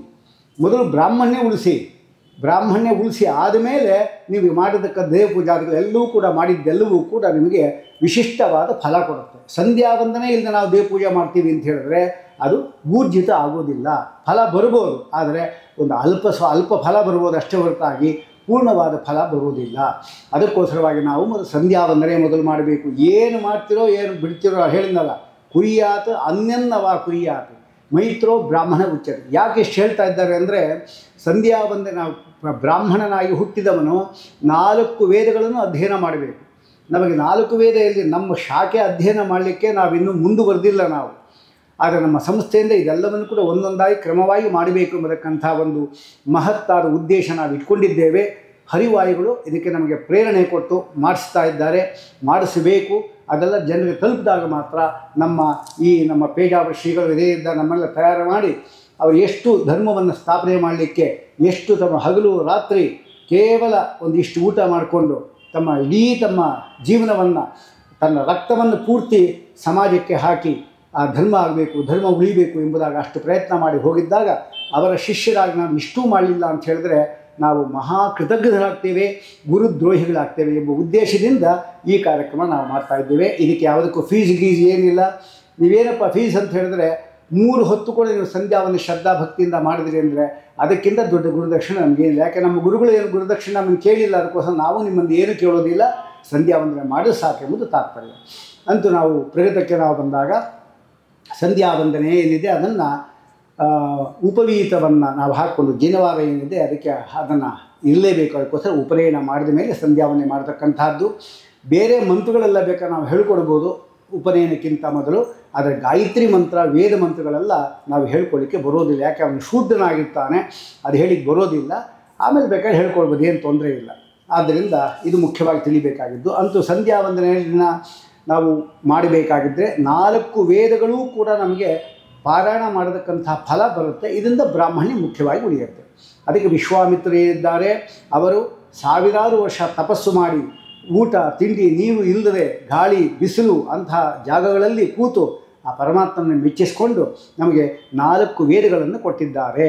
ಅದೇ ಗಾಯತ್ರಿ. ಅದು 5 ಕಡೆ ನಿಲ್ಲಿಸಬೇಕಾದದ್ದು ಗಾಯತ್ರಿ. ಓಂ ಭೂರ್ಭುವಸ್ವಃ ತತ್ಸಾವಿತುರ್ವರೇಣ್ಯಂ ಭರ್ಗೋ ದೇವಸ್ಯ ಧೀಮಹಿ ಧಿಯೋ ಯೋ ನ ಪ್ರಚೋದಯಾತ್. 5 ಕಡೆ ನಿಲ್ಲಿಸಿದ್ದೀವಿ. ಈ ಗಾಯತ್ರಿನ 5 ಕಡೆ ನಿಲ್ಲಿಸಿ ಮಾಡಿದ್ರೇ ಪಂಚಪಾತಕಗಳು ಪರಿಹಾರ ಆಗತ್ತೆ. ಹಾಗಿಲ್ಲ ಅಂದರೆ ಓಂ ಭೂರ್ಭುವಸ್ವಃ ತತ್ಸಾವಿತುರ್ವರೇಣ್ಯಂ ಹೀಗೆ ಮಾಡಿಬಿಟ್ವಿ ನಾವು ಅಂದರೆ ಪಂಚಪಾತಕ ದಾಯಿನಿ, ಪಂಚಪಾತಕಗಳು ಬರುತ್ತೆ ನಮಗೆ. ಈ ಜವಾಬ್ದಾರಿ ಇಟ್ಕೊಂಡು ಭಕ್ತಿಯಿಂದ ಹತ್ತೇ ಮಾಡಿ. ಶನಿವಾರ ಭಾನುವಾರ ರಜೆ ಇದ್ದಾಗ 100 1000 ಮಾಡಿ ಗಾಯತ್ರಿಯನ್ನು ನಾವು ಸಿದ್ಧಿ ಮಾಡ್ಕೊಂಡ್ವಿ ಅಂತ ಹೇಳಿದ್ರೆ ಆಗ ನಮಗೆ ಎಲ್ಲ ಮಂತ್ರಗಳು ಸಿದ್ಧಿ ಆಗುತ್ತೆ, ನಮ್ಮ ವಾಕ್ ಶುದ್ಧಿ ಆಗುತ್ತೆ, ನಮಗೆ ಆರೋಗ್ಯ ಉಂಟಾಗುತ್ತೆ, ಮಕ್ಕಳಿಗೆ ಯಾವತ್ತೂ ಈ ರೋಗಗಳು ತೊಂದರೆ ಕೊಡೋದಿಲ್ಲ. ಇಷ್ಟೆಲ್ಲ ಲಾಭಗಳಿದೆ. ಆದರೆ ಮುಖ್ಯವಾಗಿ ಪರಮಾತ್ಮನ ಪ್ರೀತಿ ಉದ್ದೇಶ ಆಗಿರಬೇಕು. ಈ ಗಾಯತ್ರಿಯಲ್ಲಿ ಓಂ ಎಂಬತಕ್ಕಂಥದ್ದು ಸಾಮವೇದ. ಅಲ್ಲಿ ಶುರುವಾಗೋದೇ ಹಾಗೆ ಓಂ ಭೂ ಭುವೋ ಅಂತ ಶುರುವಾಗುತ್ತದು. ಅದು ಓಂ ಎಂಬತಕ್ಕಂಥದ್ದು ಏನಿದೆ ಅದು ಸಾಮವೇದ. ಆಮೇಲೆ ಭೂರ್ಭುವಸ್ವಃ ಎಂಬತಕ್ಕಂಥದ್ದು ಏನಿದೆ ಅದಕ್ಕೆ ವ್ಯಾಹೃತಿ ಅಂತ ಹೇಳ್ತಾರೆ. ಇದರದ್ದೇ ವ್ಯಾಖ್ಯಾನ ವ್ಯಾಹೃತಿ ಅಂತ ಹೇಳ್ತಾರೆ. ಈ ವ್ಯಾಹೃತಿ ಏನಿದೆ ಅದು ಯಜುರ್ವೇದಕ್ಕೆ ಸಂಬಂಧಪಟ್ಟದ್ದು. ಇನ್ನು ತತ್ಸಾವಿತುರ್ವರೇಣ್ಯಂ ಭರ್ಗೋ ದೇವಸ್ಯ ಧೀಮಹಿ ಧಿಯೋ ಯೋ ನಃ ಪ್ರಚೋದಯಾತ್ 3 ಪಾದಗಳೇನಿದೆ ತ್ರಿಪದ ಗಾಯತ್ರಿ. ಅದು ಋಗ್ವೇದವೂ ಹೌದು, ಯಜುರ್ವೇದ ಅಥರ್ವಣ ವೇದವೂ ಹೌದು. ಆ ವೇದದಲ್ಲಿ ಹಾಗೇ ಬರೋದು. ಆದ್ದರಿಂದ ಇಂತಹ ಗಾಯತ್ರಿಯನ್ನು ಜಪ ಮಾಡಿದ್ರೆ ನಮಗೆ 4 ವೇದಗಳನ್ನು ಪಾರಾಯಣ ಮಾಡಬೇಕಂತ ಪುಣ್ಯ ಬಂದು ನಮಗೆ ಬ್ರಾಹ್ಮಣ್ಯ ಉಳಿಯುತ್ತೆ. ಅದಕ್ಕೋಸ್ಕರ ಗಾಯತ್ರಿಯನ್ನು ಮಾಡಬೇಕು. ಗಾಯತ್ರಿ ಮಾಡಬೇಕಾಗಿದ್ದು ಮೊದಲು ಇಷ್ಟು ಅಂಗಗಳಿದೆ. ಅದರಲ್ಲಿ ಮೊದಲು ಅಂಗ ಏನಪ್ಪ ಅಂತ ಹೇಳಿದ್ರೆ ನಾವು ಸೂರ್ಯ ಅರ್ಘ್ಯ ಕೊಡತಕ್ಕಂಥದ್ದು. ಯಾರು ಸೂರ್ಯ ಅರ್ಘ್ಯ ಕೊಡೋದಿಲ್ಲ ಅಂತಹ ವ್ಯಕ್ತಿಗಳು ಸಂಧ್ಯಾವಂದನೆ ಮಾಡೋದಿಲ್ಲ, ಅಂತ ಸೂರ್ಯ ಅರ್ಘ್ಯ ಕೊಡೋದಿಲ್ಲ, ಸೂರ್ಯನನ್ನು ಕೊಂದ ಪಾಪ ಬರುತ್ತೆ. ಯಾಕೆಂದರೆ ಮಂದೇಹ ಎಂಬತಕ್ಕಂಥ ಒಬ್ಬ ದೈತ್ಯಗಳಿದ್ದಾರೆ. ಇದೆಲ್ಲ ಎದುರು ಅರಣ್ಯಕದಲ್ಲಿ ಆ ವಿಷಯ ಬರ್ತಾ ಇದೆ. ಅದರಲ್ಲೇನು ಹೇಳ್ತಾರೆ ಅಂದರೆ ಬ್ರಹ್ಮದೇವರನ್ನು ತಪಸ್ಸು ಮಾಡಿ ಅವರಿಂದ ಅವಧ್ಯತ್ವ ವರ ಪಡ್ಕೊಂಡ್ರು, ಬಂದು ಸೂರ್ಯನನ್ನು ನುಂಗಲಿಕ್ಕೆ ಬರ್ತಾರೆ. ಆಗ ನಾವು ಕೊಟ್ಟಿರತಕ್ಕಂಥ ಈ 3 ಬ್ರಹ್ಮಾಸ್ತ್ರ ರೂಪವಾದಕ್ಕಂಥ ಈ ಗಾಯತ್ರಿ ಮಂತ್ರದಿಂದ ಏನು ನೀರು ನಾವು ಕೊಡ್ತಾ ಇದ್ದೇವೆ, ಆ ನೀರು ಅವರಿಗೆ ಬ್ರಹ್ಮಾಸ್ತ್ರವಾಗಿ ಅವರನ್ನು ಸಂಹಾರ ಮಾಡುತ್ತೆ. ಆದರೆ ಅವಧ್ಯರು ಪುನಃ ಮಧ್ಯಾಹ್ನ ಬರ್ತಾರೆ, ಆಗ ಮಧ್ಯಾಹ್ನ ಅಗ್ಗಿ ಕೊಡಬೇಕು. ಪುನಃ ಸಾಯಂಕಾಲ ಮುಳುಗುವಾಗ ಬರ್ತಾರೆ, ಪುನಃ ನಾವು ಆ ಸೂರ್ಯ ಮುಳುಗುವ ದಿಕ್ಕಿನಲ್ಲಿ ನಿಂತ್ಕೊಂಡು ಅಥವಾ ಕೂತ್ಕೊಂಡು ನಾವು ಅರ್ಘ್ಯೆಯನ್ನು ಕೊಡಬೇಕು. ಹೀಗೆ ಅರ್ಘ್ಯ ಕೊಟ್ಟಾಗ ನಮಗೆ ಬ್ರಹ್ಮಹತ್ಯೆ ಬಂತು. ಯಾಕೆಂದರೆ ಅವರೆಲ್ಲರೂ ಕೂಡ ಮಂದೇಹ ಅಂತಕ್ಕಂಥವರೆಲ್ಲರೂ ಕೂಡ ಬ್ರಾಹ್ಮಣರವರು. ಅವ್ರಿಗೊಂದು ಪಾಪ ಬಂತಲ್ಲ ಅನ್ಕೊಂಡು ಪಾಪ ಬರಬಾರ್ದು. ಅದಕ್ಕೋಸ್ಕರವಾಗಿ ನಾವು ಈ ಕೈಯಲ್ಲಿ ನೀರು ಹಾಕ್ಕೊಂಡು ಓಂ ಅಸಾವಾದಿತ್ಯೋ ಬ್ರಹ್ಮ ಅಂತ ಹೀಗೆ ಹಾಕಿದ್ವಿ ನಾವು ನೀರು ಅಂತ ಹೇಳಿದ್ರೆ ಆಗ ಬ್ರಹ್ಮಹತ್ಯೆ ನಮಗೆ ಬರೋದಿಲ್ಲ ಅಂತ ಶಾಸ್ತ್ರ ಹೇಳಿದೆ. ಆದರೆ ಪರಮಾತ್ಮನ ಸ್ಮರಣೆ ಇಲ್ಲ ಅಂತ ಆಯ್ತಲ್ಲ, ಪರಮಾತ್ಮ ಸ್ಮರಣೆ ಮಾಡಿದ್ರೇ ಪೂರ್ಣವಾಗಿ ನಮಗೆ ಪಾಪ ಹೋಗೋದು. ಅದಕ್ಕೋಸ್ಕರವಾಗಿ ಶುಕ್ಲ ಪಕ್ಷವಾಯಿತು ಅಂದರೆ ಆಗ ನಾವು ಕೇಶವನ್ ತರ್ಪಯಾಮಿ, ನಾರಾಯಣನ್ ತರ್ಪಯಾಮಿ, ಮಾಧವನ್ ತರ್ಪಯಾಮಿ ಬಿಡಬೇಕು. ಈಗ ಕೃಷ್ಣಪಕ್ಷದಲ್ಲಿ ನಾವು ಮಾಡ್ತಾ ಇರೋದ್ರಿಂದ ಕೃಷ್ಣಪಕ್ಷ ಅದರಲ್ಲಿ ಸಂಕರ್ಷಣನ್ ತರ್ಪಯಾಮಿ, ವಾಸುದೇವನ್ ತರ್ಪಯಾಮಿ, ಪ್ರದ್ಯುಮ್ನನ್ ತರ್ಪಯಾಮಿ, ಅನಿರುದ್ಧನ್ ತರ್ಪಯಾಮಿ ಅಂಥೇಳಿ ಆಚಮನ ಮಾಡಿ ಅರ್ಪಣೆ ಮಾಡಿದ್ರೆ ನಮ್ಗೆ ಯಾವ ದೋಷ ಬರೋದಿಲ್ಲ. ಯಾರಾದರೂ ಅರ್ಘ್ಯ ಕೊಡದೆ ಅವರೇನಾದರೂ ಕೂಡ ಅವರು ಸಂಧ್ಯಾವಂದನಾದಿಗಳು ಮಾಡೋದಾಗಲಿ ಅಥವಾ ಸಂಧ್ಯಾವಂದನೆ ಬಿಡೋದಾಗಲಿ ಹಾಗೆ ಮಾಡಿದ್ರೆ ಸೂರ್ಯನನ್ನು ಕೊಂದ ಪಾಪ ಬಂದು ಮುಂದಿನ ಜನ್ಮದಲ್ಲಿ ಅವರು ಗೂಬೆಯಾಗಿ ಹುಡ್ತಾರೆ. ಗೂಬೆಗಳಿಗೆ ಯಾವತ್ತೂ ಕೂಡ ಸೂರ್ಯನ ಕಂಡರಾಗೋದಿಲ್ಲ. ಯಾಕೆಂದರೆ ಕಣ್ಣಿಗೆ ಕಾಣಿಸಲ್ಲ, ಅದಕ್ಕೆ ಕತ್ತಲೆ ಪೂರ್ತಿ ದಟ್ಟ ಕತ್ತಲೆ ಉಂಟಾಗುತ್ತೆ ಅದಕ್ಕೆ. ಯಾಕೆಂದರೆ ಹಿಂದೆ ಇಂತಹ ಪಾಪಗಳೆಲ್ಲ ಮಾಡೋದಕ್ಕಾಗಿ ಬಂದಿರತಕ್ಕಂಥದ್ದು. ನಾವು ಆ ಜಾತಿಗೆ ಸೇರಬಾರ್ದು. ಆದ್ದರಿಂದ ನಾವು ಆ ಕೌಶಿಕನ ಜಾತಿಗೆ ಸೇರಬಾರ್ದು. ಕೌಶಿಕ ಅಂದರೆ ಗೂಬೆ, ಆ ಜಾತಿಗೆ ಸೇರ. ಕೌಶಿಕರು ಹೇಳಿರತಕ್ಕಂಥ ವಿಶ್ವಾಮಿತ್ರ ಕೊಟ್ಟಿರತಕ್ಕಂಥ ಗಾಯತ್ರಿಯನ್ನು ಜಪ ಮಾಡಬೇಕು ಮತ್ತು ತಾತ್ಪರ್ಯ. ಇಷ್ಟು ನಾವು ತಿಳ್ಕೋಬೇಕಾಗಿರತಕ್ಕಂಥದ್ದು. ಇನ್ನು ಅರ್ಘ್ಯೆಯನ್ನು ಬಿಡುವಾಗ ನಾವೇನು ಮಾಡಬೇಕು ಅಂದರೆ ಇಲ್ಲೊಂದು ಯಂತ್ರವನ್ನು ಬರಿಬೇಕು. ಯಾಕೆಂದರೆ ಶುಕ್ರಾಚಾರ್ಯರ ವರ ಇದೆ. ಕೇವಲ ನೀರೇನಿದೆ ಅದರಲ್ಲಿ ಒಬ್ಬ ದೈತ್ಯ ಅವನು ಸೇರ್ಕೊಂಡಿರ್ತಾನೆ. ಆ ದೈತ್ಯ ಏನು ಮಾಡ್ತಾನೆ ಅಂದರೆ ಅವರನ್ನು ಕೊಲ್ಲಿಕ್ಕೆ ಬಿಡೋದಿಲ್ಲ ಆ ನೀರು ಇರೋದ್ರಿಂದ. ಅದಕ್ಕೆ ಮೊದಲು ಆ ದೈತ್ಯನ ಕೊಲ್ಲಬೇಕು. ಅದಕ್ಕೋಸ್ಕರವಾಗಿ ಈ ಒಂದು ಕಿರು ಬೆರಳಿಂದ ನಾವು ಈ ನೀರೇನಿರುತ್ತೆ ಅದರ ಅರ್ಘ್ಯ ಕೊಡುವಾಗ ತ್ರಿಕೋಣ ಬರೀಬೇಕು, ಟ್ರಯಾಂಗಲ್ ಬರೀಬೇಕು. ಮೊದಲು ತ್ರಿಕೋಣ ಬರೆದು, ಇಲ್ಲ ಇಲ್ಲಿ ಬರ್ತೀನಿ, ಬರೆದು ತೋರಿಸ್ತೀನಿ. ಹೀಗೆ ಬರಿಬೇಕು ತ್ರಿಕೋಣ ನೀರಲ್ಲಿ, ಅದ್ದಬಾರ್ದು, ಸುಮ್ಮನೆ ಹೀಗೆ ತೋರಿಸಿ ಸಾಕು. ಮೇಲೆ ಓಂ ಅಂತ ಬರಿಬೇಕು. ಮೇಲೆ ಓಂ ಅಂತ ನಿಮ್ಗೆ ಯಾವ ಭಾಷೆಯಲ್ಲಿ ಬರುತ್ತೋ ಅದು ಬರೀರಿ. ಕನ್ನಡಲ್ಲೇ ಅಥವಾ ಯಾವ ಹಿಂದಿಲೋ ಸಂಸ್ಕೃತದಲ್ಲೋ ಬರೀ. ಓಂ ಇಲ್ಲಿ ಭೂಹು ಅಂತ ಬರಿಬೇಕು, ಇಲ್ಲಿ ಭುವಃ ಅಂತ ಬರಿಬೇಕು. ಆಮೇಲೆ ಮಧ್ಯದಲ್ಲಿ ಸ್ವಹ ಅಂತ ಬರಿಬೇಕು. ಆಮೇಲೆ ಓಂ ಅಥವಾ ಇಲ್ಲೂ ಬರಿಬೋದು, ಇದರಲ್ಲಿ ಸ್ವಹ ಅಂತ ಬರೋದು. ಇಲ್ಲಿ ಓಂ ಭೂಹು ಭುವಃ ಸ್ವಹ 4 ದಿಕ್ಕಿನಲ್ಲಿ ಕೂಡ 4 ಆಯಿತು. ಮಧ್ಯದಲ್ಲಿ ಓಂ ಅಂತ ಬರಿಬೇಕು, ಓಂ ಅಂತ. ಆಮೇಲೆ ಹ್ರೀಂ ಅಂತ ಬರಿಬೇಕು. ಇದು ಬೀಜಾಕ್ಷರಗಳು. ಇಷ್ಟು ಬರೋದು ಇದರಲ್ಲಿ. ಅನಂತರ ಆ ನೀರನ್ನು 2 ಕೈಯಲ್ಲಿ ಹಾಕ್ಕೊಂಡು ನಿಂತ್ಕೊಂಡ್ರೆ ಸೂರ್ಯ ಇರುವಾಗ ಯಾವತ್ತೂ ಕೂಡ ನಾವು ಕೂತ್ಕೊಂಡು ಅಡುಗೆ ಕೊಡಬಾರ್ದು. ಏನೋ ಕಾಲು ನೋವು, ಕೈ ನೋವು, ಮೈ ಹುಷಾರಿಲ್ಲ ಅಂತದ್ದಿದ್ದಾಗ ಪರವಾಗಿಲ್ಲ. ಆದರೆ ಆದಷ್ಟು ನಾವು ಸೂರ್ಯ ಇರುವಾಗ ನಿಂತ್ಕೊಂಡೇ ಅಡುಗೆ ಕೊಡಬೇಕು. ಹೀಗೆ 2 ಕೈಯಲ್ಲಿ ಹಾಕ್ಕೊಂಡು ಮಂತ್ರ ಸ್ಪಷ್ಟವಾಗಿ ಹೇಳಿ ಈ ಆಚಮನೆ ಮಾಡಿರ್ತಕ್ಕಂಥ ನೀರೇನಿದೆ ಅದರಿಂದ ನಾವು ಈ ಅರ್ಘ್ಯ ಅದನ್ನು ಕೊಡಬಾರ್ದು. ಅದಕ್ಕೆ ಇನ್ನೊಂದು ಪಾತ್ರೆಯಲ್ಲಿ ನಾವು ನೀರನ್ನು ಇಟ್ಕೊಂಡಿದ್ದೀವಿ. ಈ ಪಾತ್ರೆ ನಾನು ಇಟ್ಕೊಂಡಿದ್ದೇನೆ. ಇದನ್ನು ಇದು ಮಾಡಿಬಿಟ್ಟು ಈ ಪಾತ್ರೆಯಿಂದ ನಾವು ಮೊದಲು ನೀರನ್ನು ಹಾಕ್ಕೊಂಡು ಹಿಂಗೆ ಹಾಕ್ಕೊಂಡು 2 ಕೈ ಈ ಕೈ ಹಿಂಗೆ ದೂರ ಮಾಡಿ ಹಿಂಗೆ ಮಾಡಿಕೊಂಡು ನಾವು ನಿಂತ್ಕೊಂಡು ಕೊಡ್ತಾಯಿದ್ವಿ. ನಿಂತ್ಕೊಡುವಾಗ ಆ ಹಿಮ್ಮಡಿ ಎತ್ತಬೇಕು, ಹಿಮ್ಮಡಿ ಎತ್ತಿ ಕೊಡಬೇಕು. ನಿಮ್ಗೆ ಎಷ್ಟಾಗುತ್ತೋ ಅಷ್ಟು ಮಾಡಿ. ಶಾಸ್ತ್ರ ಏನು ಹೇಳಿದ್ರೆ ಅಷ್ಟು ನಾನು ಹೇಳಿಬಿಡ್ತೇನೆ. ನಿಮ್ಗೆ ಯಾವುದೇ ಅದು ಅನುಕೂಲ ಆಗುತ್ತೋ, ದೇವರು ಬುದ್ಧಿ ಕೊಡ್ತಾರೋ ಅದೆಲ್ಲ ಮಾಡಿ. ಅದು ಕಲ್ತ್ಕೊಂಡಿರಿ. ಯಾಕೆಂದರೆ ಅದು ಬಿಲ್ಲು ಬಾಣ ಬಿಟ್ಟಾಗದು, ಬ್ರಹ್ಮಾಸ್ತ್ರ ಬಿಡಬೇಕಲ್ಲ. ಅದಕ್ಕೋಸ್ಕರ ಹಿಮ್ಮಡಿ ಎತ್ತಬೇಕು. ನಾವು 2 ಹಿಮ್ಮಡಿ ಎತ್ತಿಬಿಟ್ಟು ಮಂತ್ರ ಹೇಳಬೇಕು. ಓಂ ಭೂರ್ಭುವಃ ಸ್ವಃ ತತ್ಸವಿತುರ್ವರೆಣ್ಯಂ ಭರ್ಗೋ ದೇವಸ್ಯ ಧೀಮಹಿ ಧಿಯೋ ಯೋ ನ ಪ್ರಚೋದಯಾತ್ ಅಂತ ಎತ್ತಿ ಪಾಕಿಲ್ ಬಿಡಬೇಕು. ಸೂರ್ಯಾಯ ಇದನ್ನ ಮಮ ಅಂತ ಹೇಳಬೇಕು. ಹಾಗೆ ಎರಡನೇದು ಕೂಡ ಹಾಗೆ. ಓಂ ಭೂರ್ಭುವಃ ಸ್ವಃ ತತ್ಸವಿತುರ್ವರೆಣ್ಯಂ ಭರ್ಗೋ ದೇವಸ್ಯ ಧೀಮಹಿ ಧಿಯೋ ಯೋ ನ ಪ್ರಚೋದಯಾತ್ ಸೂರ್ಯಾಯ ಇದನ್ನ ಮಮ. ಓಂ ಭೂರ್ಭುವಃ ಸ್ವಃ ತತ್ಸವಿತುರ್ವರೆಣ್ಯಂ ಭರ್ಗೋ ದೇವಸ್ಯ ಧೀಮಹಿ ಧಿಯೋ ಯೋ ನ ಪ್ರಚೋದಯಾತ್ ಸೂರ್ಯಾಯ ಇದನ್ನ ಮಮ. ಆಮೇಲೆ ಈಗ ನಾವೇನು ಮಾಡಿದ್ವಿ ಅಂದರೆ ನಮ್ಮ ತಂದೆ ನಮಗೆ ಉಪನಯನ ಕಾಲದಲ್ಲಿ ಬಟ್ಟೆಯನ್ನು ಮುಸ್ಕ ಹಾಕ್ಕೊಂಡು ಬಲ ತೊಡೆ ಮೇಲೆ ಕೂರಿಸ್ಕೊಂಡು ಬಲಗಿವಿಯಲ್ಲಿ ಗಾಯತ್ರಿ ಮಂತ್ರವನ್ನು ಹೇಳಿಕೊಟ್ಟಿದ್ರು. ಹಾಗಾದರೆ ನಮ್ಮಲ್ಲಿರತಕ್ಕಂಥ ಗಾಯತ್ರಿನ ಅಭಿವ್ಯಕ್ತಗೊಳಿಸಿದ್ದು ನಮ್ಮ ತಂದೆ. ಈಗ ನಾವು ನಮ್ಮಲ್ಲಿ ಬಂದಿದ್ದ ಗಾಯತ್ರಿ ಈಗೇನು ಮಾಡಿದ್ವಿ, ಈ ಮಂತ್ರ ಹೇಳಿ ನಾವು ಸೂರ್ಯನಂತ ಕಳಿಸ್ಬಿಟ್ಟಿದ್ದೀವಿ ನಾವು. ಅಂದರೆ ನಮ್ಮ ಗಾಯತ್ರಿ ಅಲ್ಲಿ ಹೊರಟೋಗಿದೆ. ಈಗ ನಾವು ಕರಿಬೇಕು. ಅದಕ್ಕೇನು ಮಾಡಬೇಕು, ಆ ಯಾತು ವರದಾ ದೇವಿ ಅಕ್ಷನ್ ಬ್ರಹ್ಮ ಸಂಹಿತಂ ಅಂತ ಹೇಳ್ಬಿಟ್ಟು ಎಲ್ಲ ಭೂಮಿ ಶುದ್ಧಿ ಮಾಡ್ಕೋಬೇಕು. ಆಮೇಲೆ ಆ ಮಂತ್ರ ಏನಿದೆ ಅದನ್ನು ನಾವು ದೇವಿನ ಕರಿಬೇಕು. ಕರೆದು ನಮ್ಮಲ್ಲಿ ಆವಾಹನೆ ಮಾಡಿಕೊಂಡು ಜಪ ಮಾಡಬೇಕು. ಇದು ಮುಖ್ಯವಾದದ್ದು. ಈಗ ನಾವು ಆವಾಗಲೇ ಹೇಳಿದಂತೆ ಈ ಒಂದು ಅರ್ಘ್ಯ ಬಿಟ್ಟಾಗ ನಮಗೆ ದೋಷ ಬಂತಲ್ಲ, ಅಲ್ಲಿ ಬಂತ. ಅದಕ್ಕೋಸ್ಕರವಾಗಿ ಉತ್ತಿಷ್ಠೋತ್ತಿಷ್ಠ ಗಂತವ್ಯಂ ಪುನರಾಗಮನಾಯ ಚ ಉತ್ತಿಷ್ಠ ದೇವಿ ಸ್ಥಾತವ್ಯಂ ಪ್ರವಿಶ್ಯ ಹೃದಯಂ ಮಮ ಪುನಃ ನನ್ನಲ್ಲಿ ಬಂದು ಸೇರಿಕೊಳ್ಳಪ್ಪ ಅಂಥೇಳಿ ಅಥವಾದಿತ್ಯೋ ಬ್ರಹ್ಮ, ಆದಿತ್ಯನಲ್ಲಿ ಯಾರು ಇದ್ದಾನೆ ಆ ಸೂರ್ಯನಾರಾಯಣ ಅವನೇ ಈ ಗಾಯತ್ರಿ ಮಂತ್ರಾದಿಗಳಿಂದ ಪ್ರತಿಪಾದ್ಯನಾದವನು, ನಿನಗೆ ಎಲ್ಲವೂ ಅರ್ಪಣೆ ಎಂಬುದಾಗಿ ನಾವು ಹೇಳಿಬಿಟ್ಟು ನಮಗೆ ಯಾವುದು ಬರೋದಿಲ್ಲ. ಆಮೇಲೆ ಆಚರಣೆ ಮಾಡಿ ಇಷ್ಟು ಮುಗೀತು. ಇಷ್ಟು ಅಂಶವನ್ನು ತಿಳ್ಕೊಂಡ ಮೇಲೆ ಈಗ ನಾನು ಪ್ರಾರಂಭ ಮಾಡ್ತಾ ಇದ್ದೇನೆ. ಮೊದಲು ನಾನು ಗೋಪಿಚಂದ್ರವನ್ನು ಹಚ್ಚಿಕೊಳ್ಳೋದೇನಿದೆ ಅದನ್ನು ನಾನು ತೋರಿಸ್ಕೊಡ್ತಾ ಇದ್ದೇನೆ. ಇದು ಗೋಪಿಚಂದನ. ಮೊದಲು ನಾವೇನು ಮಾಡಬೇಕು ಅಂದರೆ ತೀರ್ಥದ ನೀರೇನಿರುತ್ತೆ ಅದನ್ನೇ ನಾವು ಹಾಕ್ಕೋಬೇಕು ಅಂತ ಶಾಸ್ತ್ರ ಇದೆ. ಅದು ಪೂಜೆ ಮಾಡೋದು ನಿಮ್ಗೆ ಹೇಳ್ಕೊಡ್ತೇನೆ.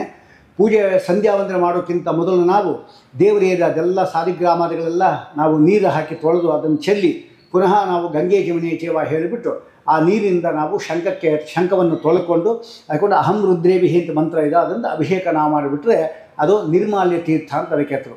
ಆ ನಿರ್ಮಾಲ್ಯ ತೀರ್ಥದಲ್ಲಿ ಒಂದು ಭಾಗವನ್ನು ನಾವು ಬ್ರಹ್ಮಯಜ್ಞ ಅಂತ ನಾಮನ್ನೇ ಮಾಡಿ ತೋರಿಸಿದ್ದೇನೆ, ಅದಕ್ಕಾಗಿ ಉಪಯೋಗ ಮಾಡ್ಕೋಬೇಕು ಅದನ್ನು. ಇನ್ನೊಂದು ಏನಿದೆ, ಇನ್ನೊಂದು ಭಾಗ ಮಾಡಿಕೊಂಡು ದೇವತೆಗಳಿಗೆ ಋಷಿಗಳೆಲ್ಲ ಕೊಟ್ಟು ತಾನು ತೊಗೋಬೇಕು. ಇನ್ನೊಂದು ತೀರ್ಥ ಇರುತ್ತಲ್ಲ ಅದನ್ನು ನಾವು ಆ ತೀರ್ಥ ನಿರ್ಮಾಲ್ಯ ತೀರ್ಥವನ್ನು ಹಾಕ್ಕೋಬೇಕು. ಹಾಕ್ಕೊಂಡು ಈ ಗೋಪಿಚಂದನ ಇದೆಲ್ಲ ಕೆಲವರು ಹಿಂಗೆ ತಿರ್ಸ್ತಾರೆ, ಅಂದರೆ ಅಪ್ರದರ್ಶ ಆಂಟಿ ಕ್ಲಾಕ್ ವೈಸ್ ಆಗಬಾರ್ದು, ಇದು ಕ್ಲಾಕ್ ವೈಸ್ ಆಗಬೇಕಾಗ್ತದೆ. ಹೀಗೆ ಎಡಗಡೆಯಿಂದ ಬರಬೇಕು ಯಾವತ್ತು. ಗಂಧ ತೆಗೆಯುವಾಗಲೂ ಕೂಡ ಇದೇ ಕ್ರಮ, ಹಿಂಗೆ ತೆಗಿಬಾರ್ದು ಯಾವತ್ತೂ ಕೂಡ. ಇದು ಕೂಡ ಒಂದು ಕ್ರಮ, ಒಂದು ಶಿಸ್ತು. ಹೀಗೆ ಹಿಂಗೆ ತೆಗಿಬೇಕು. ಗೋಪಿಚಂದ್ರ ಎಲ್ಲ ಪೂರ್ತಿ ತೆಗೆದು ಶ್ಲೋಕಗಳು ಬಂದರೆ ಗೋಪಿಚಂದ್ರಪ ಭಗ್ನ ವಿಷ್ಣು ದೇಹ ಸಮದ್ಭವ ಚಕ್ರಾಂಕಿತ ನಮಸ್ತೇತು ಧಾರಣಾನ್ಮುಕ್ತಿದೋ ಭವ ಅಂತ ಹೇಳಿಕೊಂಡು ಇದನ್ನು ಕೆಳಗಡೆ ಇರುವಾಗ ಯಾವತ್ತು ಕೂಡ ಪಾತ್ರೆಯಲ್ಲಿ ಇಡಬೇಕು. ಈಗ ನಾವು ಈ ಬೆರಳು ತೊಗೊಂಡಿದ್ದೇನೆ ನಾನು, ಇದರಿಂದ ಇದು ತರ್ಜನಿ ಬೆರಳು, ಇದರಿಂದ ಇದು ನಾಸಿಕಾ ಮೂಲ ಅಂತ. ಇದು ನಾಸಿಕಾ ಮೂಲ ಅಲ್ಲ, ನಾಸಿಕಾ ಮೂಲ ಇದು. ಇದರಿಂದ ಉದ್ದಕ್ಕೆ ಹಿಂಗೆ ಬರಬೇಕು, ಉದ್ದಕ್ಕೆ ಹಾಕಬೇಕು. ಇದು ನಾವು ಬಂತು. ಆಮೇಲೆ ಅದು ಮಧ್ಯದಲ್ಲಿ ಜಾಗ ಮಾಡ್ಕೋಬೇಕು ವಿಷ್ಣು ವಾಸ ಮಾಡಲಿಕ್ಕೋಸ್ಕರವಾಗಿ. ಅದು ಮಧ್ಯದ ಹಾಗಾಗಿ ತೊಪ್ಪೆ ಇಟ್ಬಿಡಬಾರ್ದು. ಅದನ್ನು ಈ ಬಟ್ಟೆ ತೊಗೊಂಡು ಅದು ಕ್ಲೀನಾಗಿ ಹೀಗೆ ಒರೆಸ್ಕೋಬೇಕು. ಈಗ ಮಧ್ಯ ಜಾಗ ಬಂತು. ಅದಾದಮೇಲೆ ಮೊದಲು ಹಣೆಗೆ ಹಾಕ್ಕೋಬೇಕು. ಕೇಶವಾಯ ನಮಃ ಅಂತ ಹೇಳಬೇಕು ಅನುಕೂಲ ಇದ್ದರೆ. ಆಮೇಲೆ ಮಾಧವಾಯ ನಮಃ,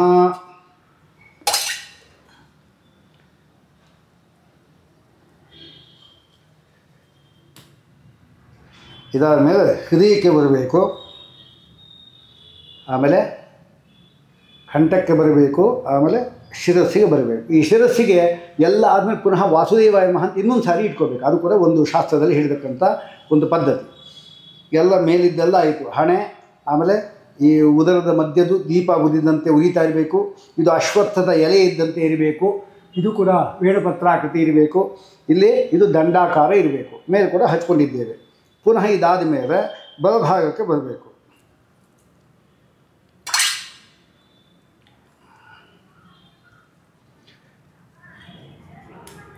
ಬಲಭಾಗ ಆದಮೇಲೆ ಇದು ಹಚ್ಕೊಳ್ಳೋದು. ಆಮೇಲೆ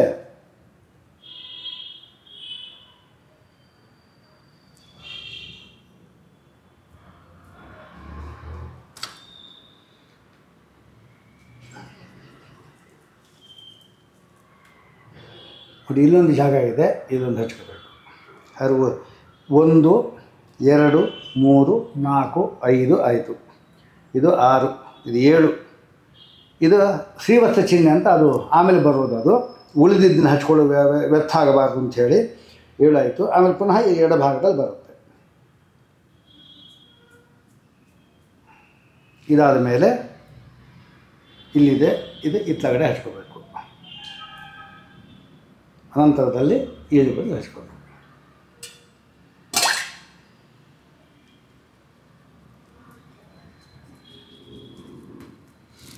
ಹನ್ನೆರಡು ಅಂತ ಹೇಳಿದ್ದಾರೆ. 12 ಮಿನಿಮಮ್ ಅಷ್ಟೇ, ಇನ್ನೆಷ್ಟನ್ನು ಹಚ್ಕೋಬೋದು, ಏನು ತೊಂದರೆ ಇಲ್ಲ. 12 ಕಡಿಮೆ ಹಚ್ಕೋಬಾರ್ದು ಅಂತ. ಯಾಕೆಂದರೆ 6 ಹಚ್ಕೊಂಡ್ರೆ ವೈಶ್ಯರು, 8 ಹಚ್ಕೊಂಡ್ರೆ ಕ್ಷತ್ರಿಯರು, 12 ದ್ವಾದಶ ಪುಂಡ್ರ ಅಂಕಿತನಾದ ಅಂತ ಹೇಳಿದ್ರೆ ಅವನು ಬ್ರಾಹ್ಮಣ ಎಂಬುದಾಗಿ ಹೆಸರು. ಇನ್ನೊಂದು ಇದೆಲ್ಲ ಅದನ್ನು ಬೆನ್ನು ಹಿಂದೆ ಇದ್ದಾರೆ ಮೂಳೆ, ಅದಕ್ಕೆ ನಾವು ಹಚ್ಕೋಬೇಕು. ಹಾಗಾದರೆ ಒಟ್ಟು ದ್ವಾದಶ ಪುಂಡ್ರಗಳಾಯಿತು. ಈಗ ಈ ದ್ವಾದಶ ಪುಂಡ್ರ ಆದಮೇಲೆ ನಾವು ಮುದ್ರೆಯನ್ನು ಹಚ್ಕೋಬೇಕು. ಇದು ಚಕ್ರ ಮುದ್ರೆ. ಇದು ಚಕ್ರ, ಪರಮಾತ್ಮನ ಚಕ್ರ ಇದಲ್ಲ ಅದು. ಸಾಲಿಗ್ರಾಮದಲ್ಲಿ ಚಕ್ರ ಇದೆ, ಅದರಲ್ಲಿ ನಿತ್ಯ ಸನ್ನಿಹಿತನಾಗಿರ್ತಾನೆ ಪರಮಾತ್ಮ.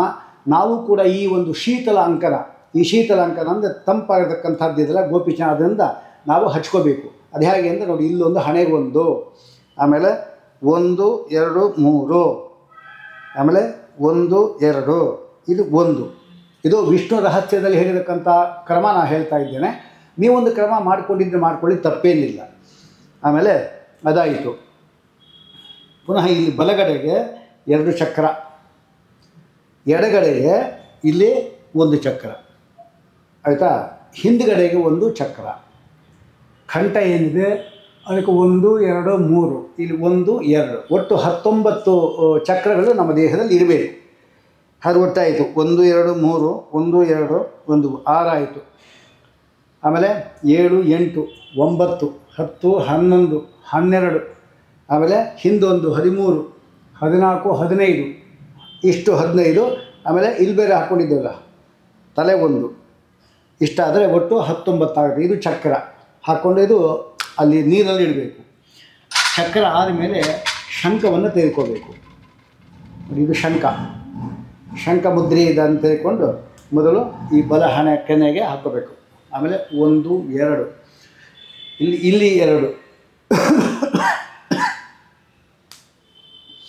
1 2 3 4 5 6. ಇದಾದ ಮೇಲೆ ಇಲ್ಲೊಂದಿದೆ, ಅದು 1, ಇಷ್ಟು ಇಲ್ಲಿ ಹಚ್ಕೊಳ್ಬೇಕಂಥದ್ದು. ಚೆನ್ನಾಗಿ ಎದ್ದು ಕಾಣುವಂತೆ ನಾವು ಹಾಕ್ಕೋಬೇಕು. ನಮಗೆ ಗೋಪಿಚಂದ್ರನ ಲಿಪ್ತಾಂಗ ಯಂ ದೇಶಂ ಪಶ್ಯತಿ.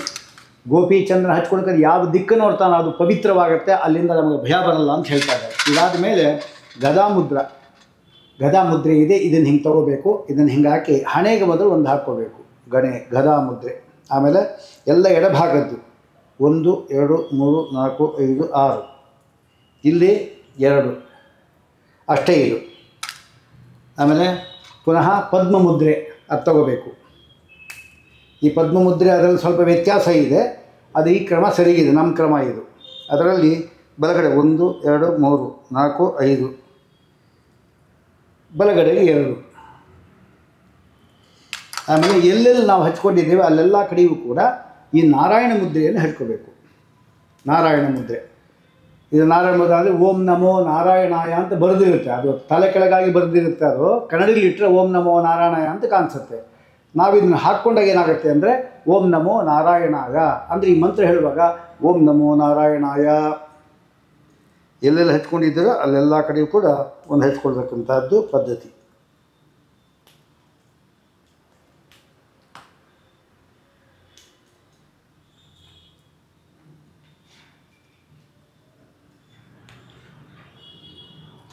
ಇಷ್ಟಾದ ಮೇಲೆ ಈ ಕಡೆಯಲ್ಲಿ ಉಳಿತಲ್ಲ ಅದು ತಲೆಗೆ ಹಚ್ಕೊಳ್ಳಿ. ವಾಸುದೇವಾಯ ನಮಃ, ಇದು ಮಾತ್ರ ಮರಿಬಾರದು. ಇದನ್ನು ಯೋಗದೀಪಿಕಾದಲ್ಲಿ ನಾರಾಯಣ ಪಂಡಿತಾಚಾರ್ಯ ಹೇಳಿರ್ತಕ್ಕಂಥ ಅಂಶವನ್ನು ನಾವು ಮರೆಯಬಾರದು. ಈಗ ನಾವೇನು ಮಾಡಿದ್ವಿ, ಇದೆಲ್ಲ ಹಚ್ಕೊಂಡಿದ್ದೀವಲ್ಲ, ದೇವರ ಆಯುಧಗಳಿದು, ಅದಕ್ಕೆ ಚೆನ್ನಾಗಿ ತೊಳೆದು ಕಣ್ಗೊತ್ಕೊಂಡು ಸ್ವಾಮಿ ರಕ್ಷಣೆ ಮಾಡು ಅಂಥೇಳಿ ನಾವು ಪ್ರಾರ್ಥನೆ ಮಾಡಿದ್ರೆ ಈ ಗೋಪಿಚಂದ್ರನ ಧಾರಣ ಎಂಬತಕ್ಕಂಥ ಒಂದು ಕಾರ್ಯಕ್ರಮ ಮುಗೀತು.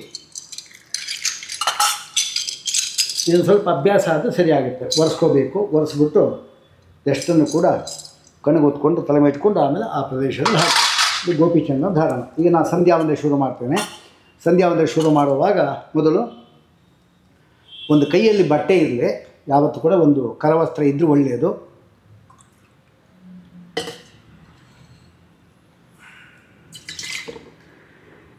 ಒಂದು ತುಳಸಿ ದಳವನ್ನು ಇಟ್ಕೋಬೇಕು.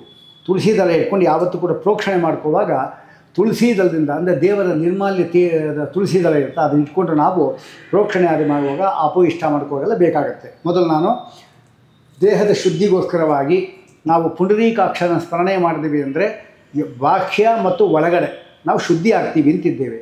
ಅದಕ್ಕೋಸ್ಕರವಾಗಿ ನಮಗೆ ಇಲ್ಲಿ ಸಂಧ್ಯಾವಂದನೆಯಲ್ಲಿ ಕಾಲ ಎಂಬತಕ್ಕಂಥದ್ದು ಮುಖ್ಯ. ನಾವು ಯಾವ ರೀತಿ ಇರ್ತೀವೋ ಹಾಗೆಯೇ ಶುದ್ಧವಾಗಿ ಕೈ ಕಾಲನ್ನು ತೆಗೆದುಕೊಂಡು ನಾವು ಶುದ್ಧವಾದ ಮಡಿ, ನಮಗೇನು ಮಡಿ ಅಂತ ನಾವು ಅಂದ್ಕೊಂಡಿದ್ದೇವೆ ಅದನ್ನು, ಊಟದ ಮಡಿಯೆಲ್ಲ ಸಂಧ್ಯಾವಂದನೆಗೆ ಬರೋದಿಲ್ಲ. ಆದಷ್ಟು ಅದಕ್ಕೊಂದು ಪ್ರತ್ಯೇಕ, ಇದು ಪ್ರತ್ಯೇಕ. ದೇವರೆಲ್ಲ ನಮಗೆ ಸಂಪತ್ತೆಲ್ಲ ಕೊಟ್ಟೇ ಇದ್ದಾನೆ. ಒಂದು ಸಂಧ್ಯಾವಂದನೆಗಾಗಿ ಒಂದಿಟ್ಟು ಅದು ಗುಡ್ಡದಲ್ಲಿ ತಗಲಾಕ್ಬಿಡಬೇಕು.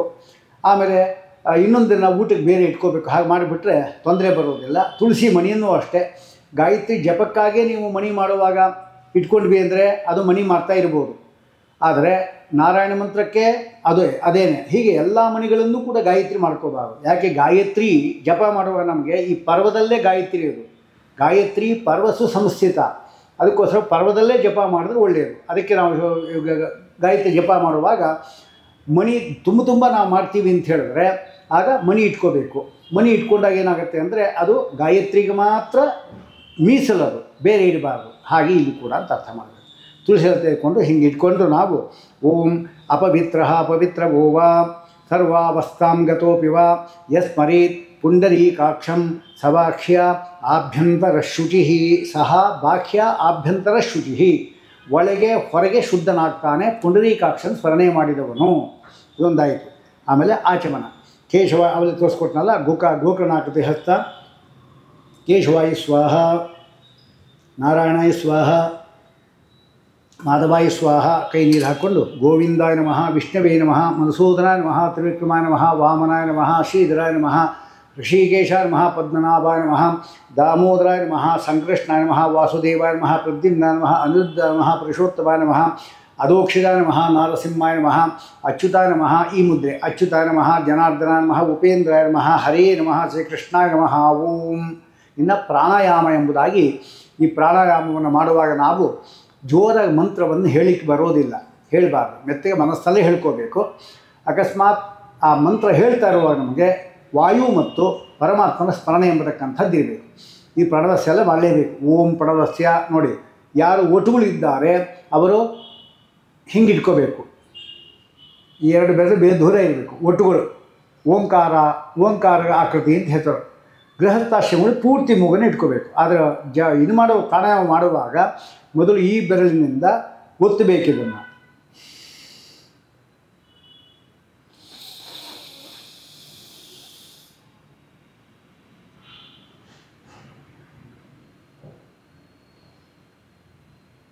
ಈ ಬೆರಳಿಂದ ನಾವು ಒತ್ತಿಟ್ಕೊಂಡಾಗ ಹೊರಗಡೆ ಇಕ್ಕಂಥ ಅಷ್ಟು ಗಾಳಿ ಆಚೆ ಬಂದ್ಬಿಡುತ್ತೆ. ಇದಕ್ಕೆ ರೇಚಕ ಅಂತ ಹೇಳ್ತಾರೆ. ಆಚೆ ಬಿಟ್ಬಿಡೋದು ರೇಚಕ. ಆಮೇಲೆ ಈ ಬೆರಳನ್ನು ಇಟ್ಕೊಂಡು ಪುನಃ ನಿಧಾನಕ್ಕೆ ಆ ತುಳಸಿ ಇತ್ತಲ್ಲ ಕೈ ಇಟ್ಕೊಂಡಿರ್ತೇವಲ್ಲ ಅದರ ವಾಸನೆ ಕೂಡ ಹೋಗಬೇಕು.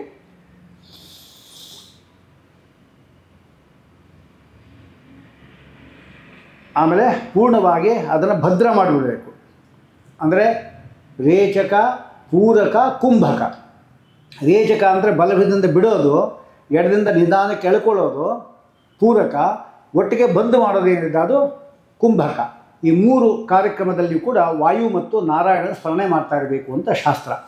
ಹಾಗಾಗಿ ಓಂ ಪ್ರಣವಸ್ಯ ಪರಬ್ರಹ್ಮ ಋಷಿ ಪರಮಾತ್ಮ ದೇವತಾ ದೇವಿ ಗಾಯತ್ರಿ ಛಂದ ಪ್ರಾಣಾಯಾಮೇ ವಿನಿಯೋಗ ಓಂ ಭೂಹು ಓಂ ಭುವಃ ಓಂ ಸ್ವಃ ಓಂ ಮಹಃ ಓಂ ಜನಃ ಓಂ ತಪಃ ಓಂ ಸತ್ಯಂ ಓಂ ತತ್ಸಾವಿತುರ್ವರೇಣ್ಯಂ ಭರ್ಗೋ ದೇವಸ್ಯ ಧೀಮಹಿ ಧಿಯೋ ಯೋಧ ಪ್ರಚೋದಯಾತ್ ಓಮಾಪೋ ಜ್ಯೋತಿರಸೋ ಅಮೃತಂ ಬ್ರಹ್ಮ ಭೂರ್ಭುವಸ್ವರೋಂ. ಇದು ಪ್ರಾಣಾಯಾಮ. ಇದಾದ ಮೇಲೆ ಸಂಕಲ್ಪವನ್ನು ಮಾಡದೆ ನಾವು ಯಾವುದೇ ಕಾರ್ಯಕ್ರಮ ಮಾಡಿದ್ರೂ ಕೂಡ ಅರ್ಧ ಮಾತ್ರ ಫಲ ಬರೋದು, ಇನ್ನು ಅರ್ಧ ಬಲಿಚಕ್ರವರ್ತಿಗೆ ದೈತ್ಯರಿಗೆ ಹೋಗುತ್ತೆ. ಅದಕ್ಕೋಸ್ಕರವಾಗಿ ಸಂಕಲ್ಪ ಮಾಡಬೇಕು.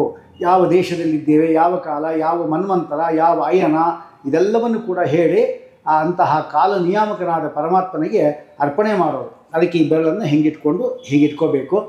ಓಂ ಶುಭೇ ಶೋಭನೆ ಮುಹೂರ್ತೆ ಆದ್ಯ ಬ್ರಹ್ಮಣಃ ದ್ವಿತೀಯ ಪರಾರ್ಧೆ ಶ್ರೀ ಶ್ವೇತವರಾಹ ಕಲ್ಪೆ ವೈವಸ್ವತಮನ್ವಂತರೆ ಕಲಿಯುಗೆ ಪ್ರಥಮ ಪಾದೆ ಜಂಬೂದ್ವೀಪೆ ಭರತವರ್ಷೆ ಭರತಖಂಡೆ ದಂಡಕಾರಣ್ಯೆ ದೇಶೆ ಗೋದಾವರಿಯಾಹ ದಕ್ಷಿಣೇ ತೀರೆ.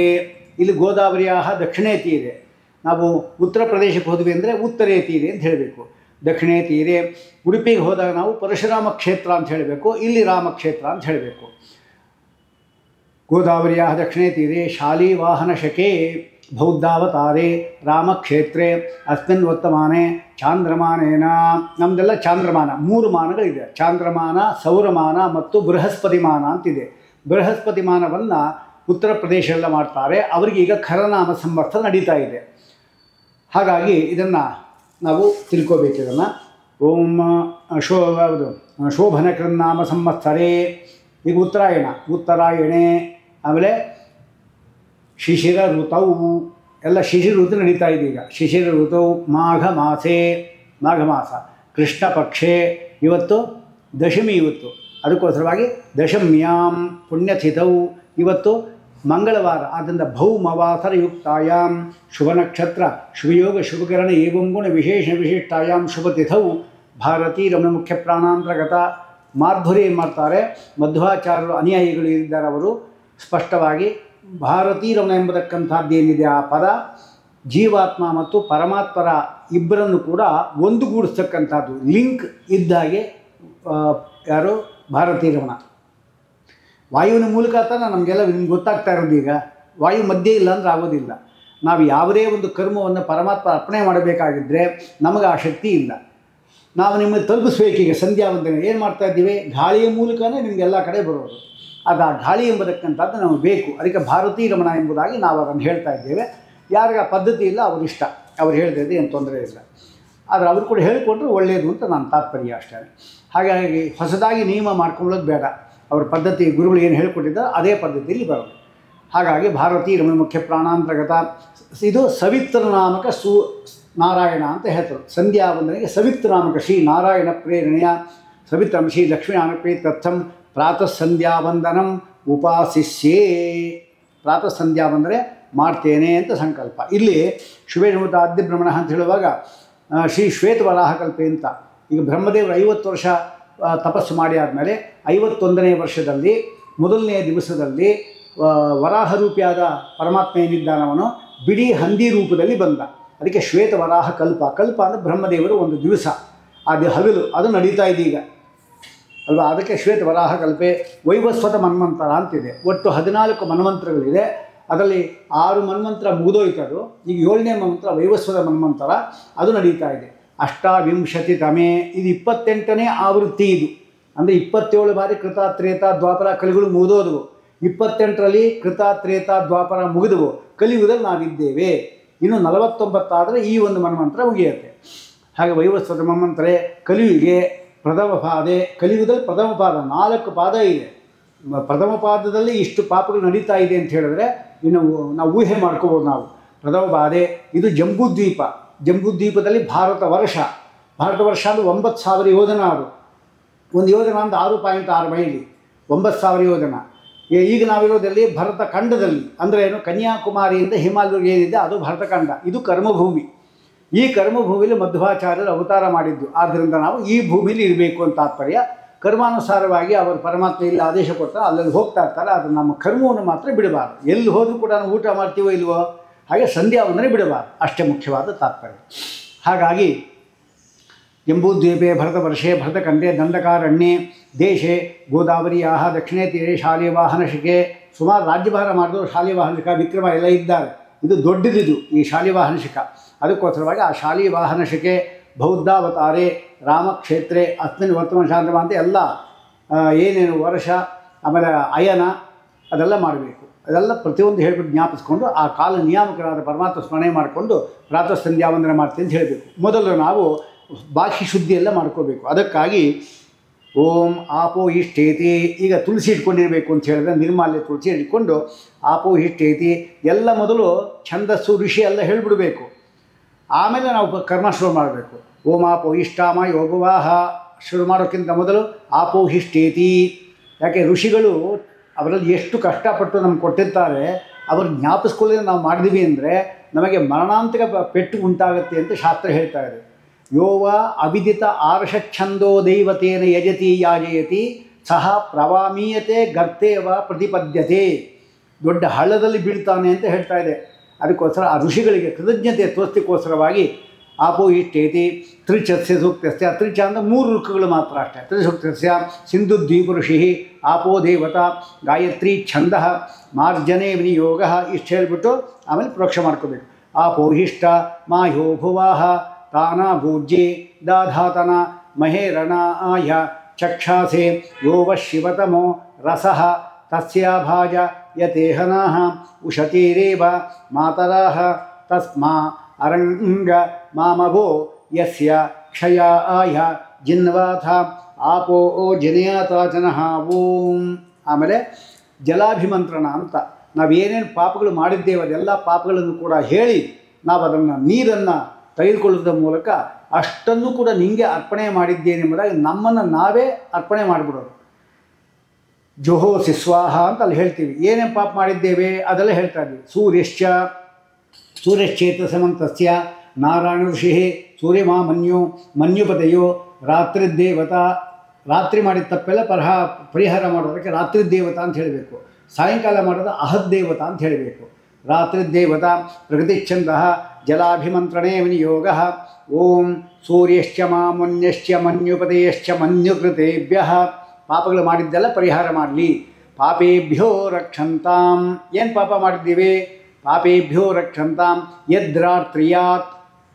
ರಾತ್ರಿ ಮಾಡಿದ್ದು ಯದ್ರಾತ್ರಿಯಾತ್ ಪಾಪಮಕಾರುಷಂ ಮನಸ ವಾಚ ಹಸ್ತಾಭ್ಯಾಂ ಪದ್ಭ್ಯಾಂ ಉದರೇನ ಶಿಷ್ಣ.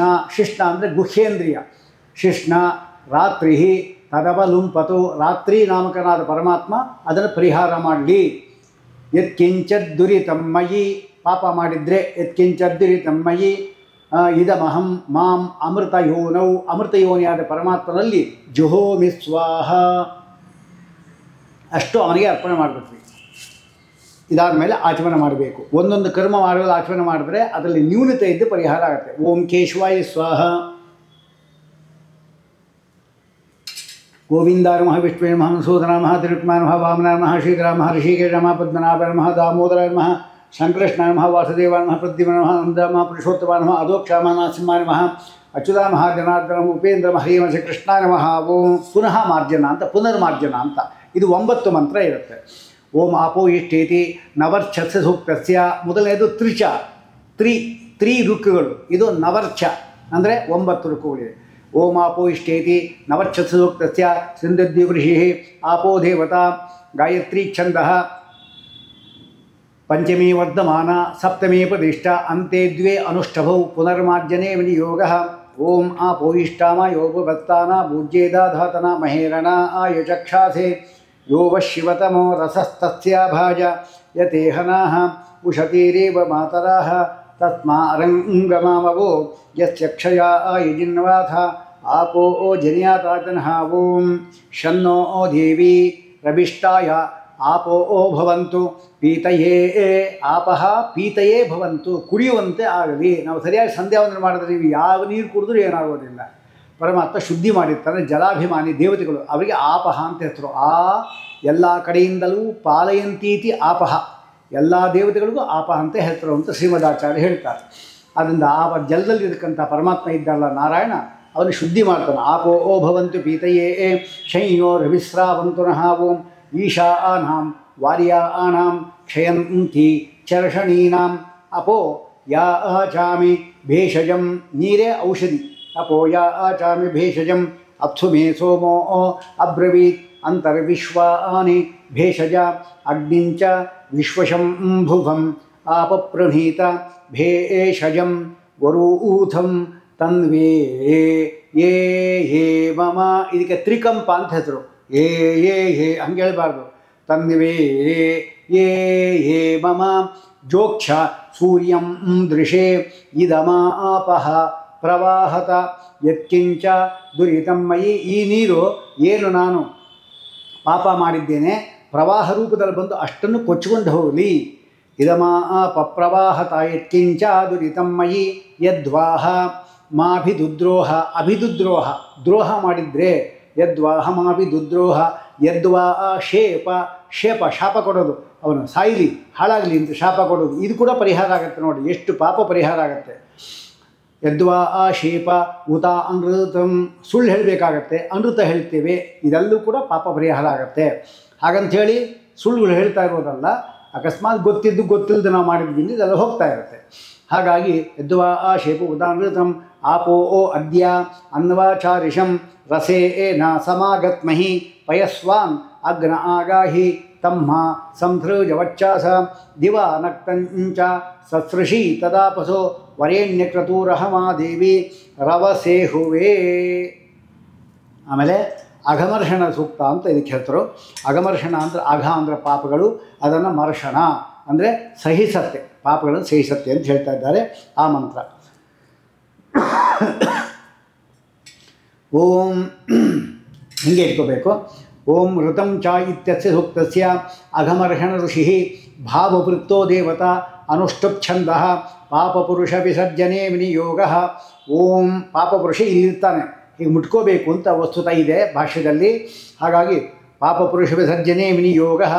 ಓಂ ಋತಂಚ ಸತ್ಯಂಚ ಅಭೀಧಾತ್ ತಪಸೋಧ್ಯಾಜಾಯತ ತಥೋ ರಾತ್ರ್ಯಾಜಾಯತ ತತಃ ಸಮುದ್ರೋ ಅರ್ಣವಃ ಸಮುದ್ರಾದ್ ಅರ್ಣವಾದಧಿ ಸಂವತ್ಸರೋ ಜಾಯತ.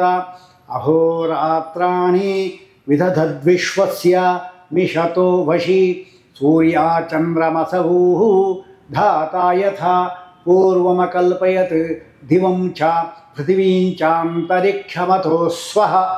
ಇಷ್ಟು ಹೇಳಿದ್ರೆ ಎಲ್ಲ ಯಾರು ಪರಮಾತ್ಮ ಏನು ಸೃಷ್ಟಿ ಮಾಡಿದೆ ಎಲ್ಲೂ ಬಂತು. ರಾತ್ರಿ ಹಗಲು ಮಹಾನಾರಾಯಣ ಉಪನಿಷತ್ತು ಹೇಳಿಕೊಂಡು ಅಷ್ಟನ್ನು ಕೂಡ ಸಂಕ್ಷೇಪವಾಗಿ ಇಲ್ಲಿ ಹೇಳಿದ್ದಾರೆ. ಅದನ್ನು ಮಾಡಿಕೊಂಡು ಈಗ ನಾವು ಮೊದಲು ಬಲ ಹೊಳ್ಳೆಯಿಂದ ಎಳ್ಕೋಬೇಕು. ಎಳ್ಕೊಂಡು ಪುನಃ ಎಡಗಡೆಯಿಂದ ಬಿಡಬೇಕು. ಅಂದರೆ ಪಾಪಗಳೆಲ್ಲ ಇಲ್ಲಿ ಎಳ್ಕೊಂಡು ಇಲ್ಲಿ ಬಿಡೋದು. ಆಮೇಲೆ ಆ ನೀರನ್ನು ನಾವು ನೋಡಬಾರದು, ಎಡಗಡೆ ಇತ್ತಲಗಡೆ ಬಿಸಾಕಬೇಕು. ನೋಡಿ ಮಾಡ್ತೇನೆ.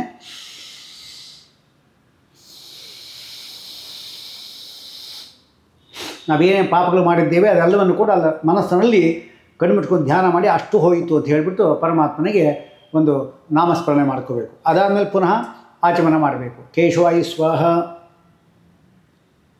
ನಾದವಾಯ ಸ್ವಾಹ, ಗೋವಿಂದ ನಮಃ, ವಿಷ್ಣುವೇ ನಮಃ, ಮಧುಸೂದನ ನಮಃ, ತ್ರಿವಿಕ್ರಮ ನಮಃ, ವಾಮ ನಮಃ, ಶ್ರೀರಾಮ ಶ್ರೀರಾಮ ನಮಃ, ಪದ್ಮನಾಭಾಯ ನಮಃ, ದಾಮೋದರಾಯ ನಮಃ, ಕೃಷ್ಣ ನಮಃ, ವಾಸುದೇವ ನಮಃ, ಪ್ರದ್ಯುಮ್ನ ನಮಃ, ನಮಃ, ಪುರುಷೋತ್ತಮ ನಮಃ, ಅಧೋಕ್ಷ ನಮಃ, ನರಸಿಂಹ ನಮಃ, ಅಚ್ಯುತ ನಮಃ, ಗಣಾರ್ದನ ನಮಃ, ಉಪೇಂದ್ರ ನಮಃ, ಹರಿಯಂ ಶ್ರೀ ಕೃಷ್ಣ ನಮಃ. ಓಂ. ಈಗ ಪುನಃ ಪ್ರಾಣಾಯಾಮ ಮಾಡಬೇಕು. ಓಂ ಅವರು ಹೇಳಿದ್ನಲ್ಲ,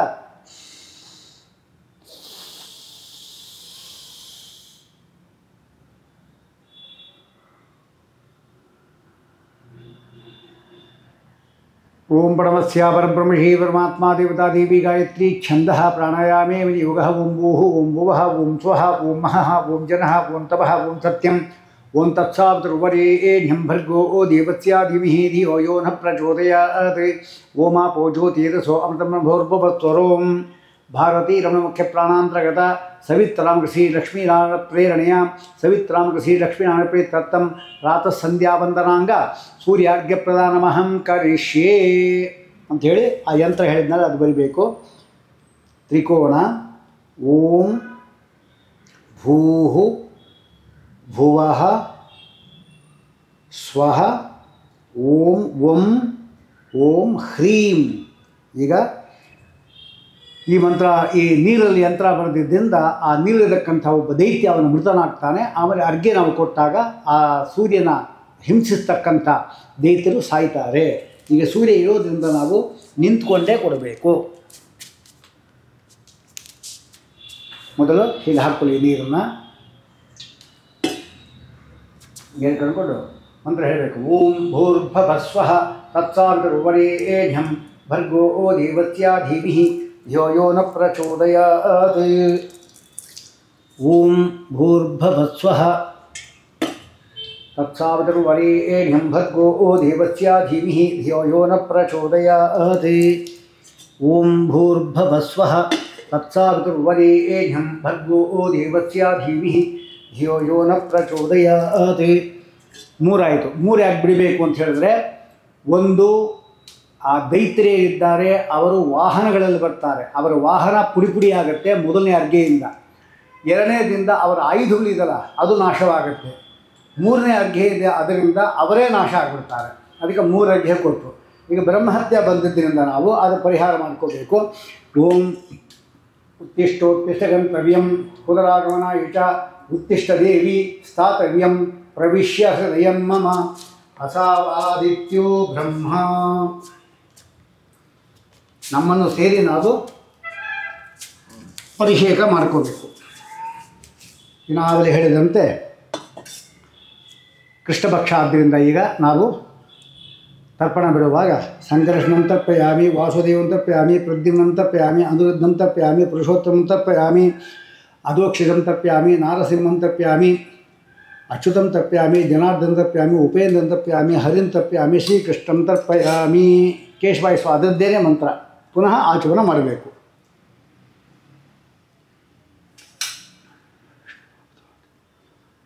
ಋಷಿಕೇಶ ನಮಃ, ಪದ್ಮನಾಭ ನಮಃ, ದಾಮೋದರ ನಮಃ, ಕೃಷ್ಣ ನಮಃ, ವಾಸುದೇವ ನಮಃ, ಪ್ರದ್ಯುಮ್ನ ನಮಃ, ಪುರುಷೋತ್ತಮ ನಮಃ, ಅಧೋಕ್ಷ ನಮಃ, ನರಸಿಂಹ ನಮಃ, ಅಚ್ಯುತ ನಮಃ, ಜನಾರ್ದನ ಉಪೇಂದ್ರ ನಮಃ, ಹರಿಯಂ ಶ್ರೀ ಕೃಷ್ಣಾಯ ನಮಃ. ಓಂ. ಇಷ್ಟಾದ ಮೇಲೆ ಈಗ ನಾವು ಆ ದೇವತೆಗಳನ್ನ ಕರಿಬೇಕು. ನಾವೀಗ ಗಾಯತ್ರಿಯಲ್ಲಿ ಹೋಗಿದ್ದಾರಲ್ಲ ಅವ್ರು ಕಲಿಬೇಕು. ಓಂ ಅಪತರ್ಪ, ಅದಕ್ಕೆ ಮೊದಲು ನಮ್ಮ ಶುದ್ಧಿ ಮಾಡ್ಕೋಬೇಕು, ಆಸನ ಶುದ್ಧಿ ಅಂತ ಹೆಸರು. ಓಂ ಅಪತರ್ಪಂತ್ಯುತ್ಯಸ್ಯ ಮಂತ್ರಸ್ಯ ವಾಮದೇವ ಋಷಿ ಭೂತಾನಷ್ಟುಪ್ಛಂದಃ ಭೂತೋಚ್ಚಾಟನೆ ವಿನಿಯೋಗಃ. ಓಂ ಅಪತರ್ಪಂತು ಯೇ ಭೂತಾಃ ಯೇ ಭೂತಾ ವಿಸಂಸಿತಾಃ ಯೇ ಭೂತಾಃ ವಿಘ್ನಕರ್ತಾರಃ ತೇ ನಶ್ಯಂತು ಶಿವಾಜ್ಞೆಯ.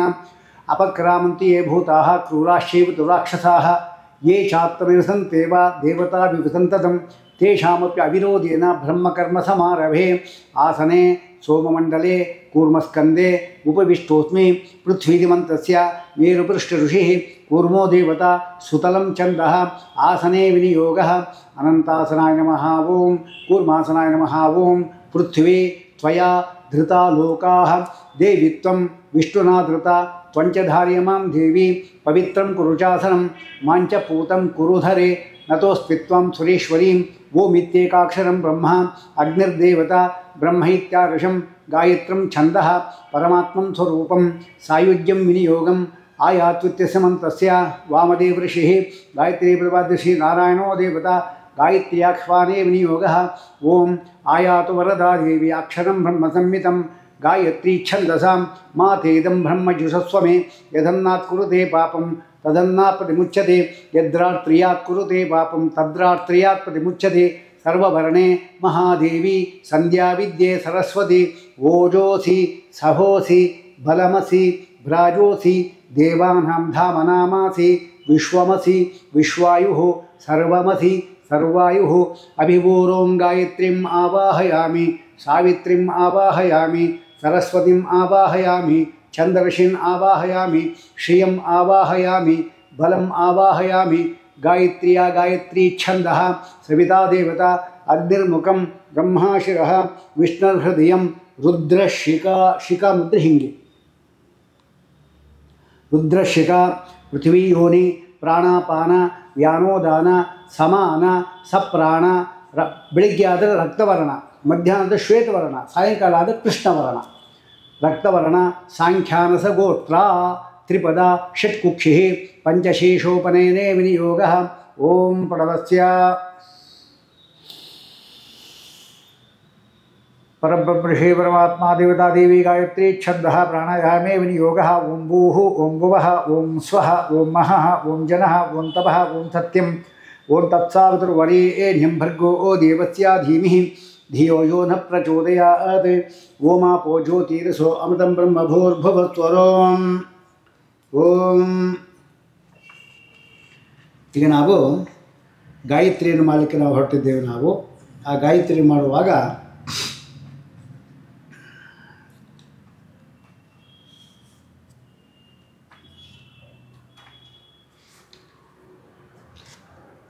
ಪ್ರಾಣಾಯಾಮ ಮಾಡಾದ ಮೇಲೆ ಓಂ ತತ್ಸವಿತುಃ ಅಂಗುಷ್ಠಾಭ್ಯಾಂ ನಮಃ ಅಂದರೆ ಇಲ್ಲಿ ನೋಡಿ, ಈ ಬೆರಳಿದೆ, ಇದರಿಂದ ಇದನ್ನು ಮುಟ್ಟಬೇಕು ನಾವು. ತೋರು ಬೆರಳಿಂದ ಹೆಬ್ಬೆರಳನ್ನು ಮುಟ್ಟೋದು. ತತ್ಸವಿತುಃ ಅಂಗುಷ್ಠಾಭ್ಯಾಂ ನಮಃ ವರೇಣ್ಯಂ ತದ್ದಿನೇಭ್ಯಾಂ ನಮಃ ಭರ್ಗೋ ದೇವಸ್ಯ ಮಧ್ಯಮಾಭ್ಯಾಂ ನಮಃ ಧೀಮಿಹಿ ಅನಾಮಿಕಾಭ್ಯಾಂ ನಮಃ ಧಿಯೋ ಯೋ ನಃ ಕನಿಷ್ಠಿಕಾಭ್ಯಾಂ ನಮಃ ಪ್ರಚೋದಯಾತ್ ಕರತಲಕರಪೃಷ್ಠಾಭ್ಯಾಂ ನಮಃ. ತತ್ಸವಿತುಃ ಹೃದಯಾಯ ನಮಃ ಓಂ ವರೇಣ್ಯಂ ಶಿರಸೇ ಸ್ವಾಹ ಭರ್ಗೋ ದೇವಸ್ಯ ಕಾಯೈ ವಷಟ್ ಧೀಮಹಿ ಕವಚಾಯುಹಂ. ಕವಚಮುದ್ರೆ ಅಂತಿದು. ಧೀಮಹಿ ಕವಚಾಯುಹಂ ಧಿಯೋ ಯೋ ನಃ ನೇತ್ರಾಭ್ಯಾಂ ವಷಟ್.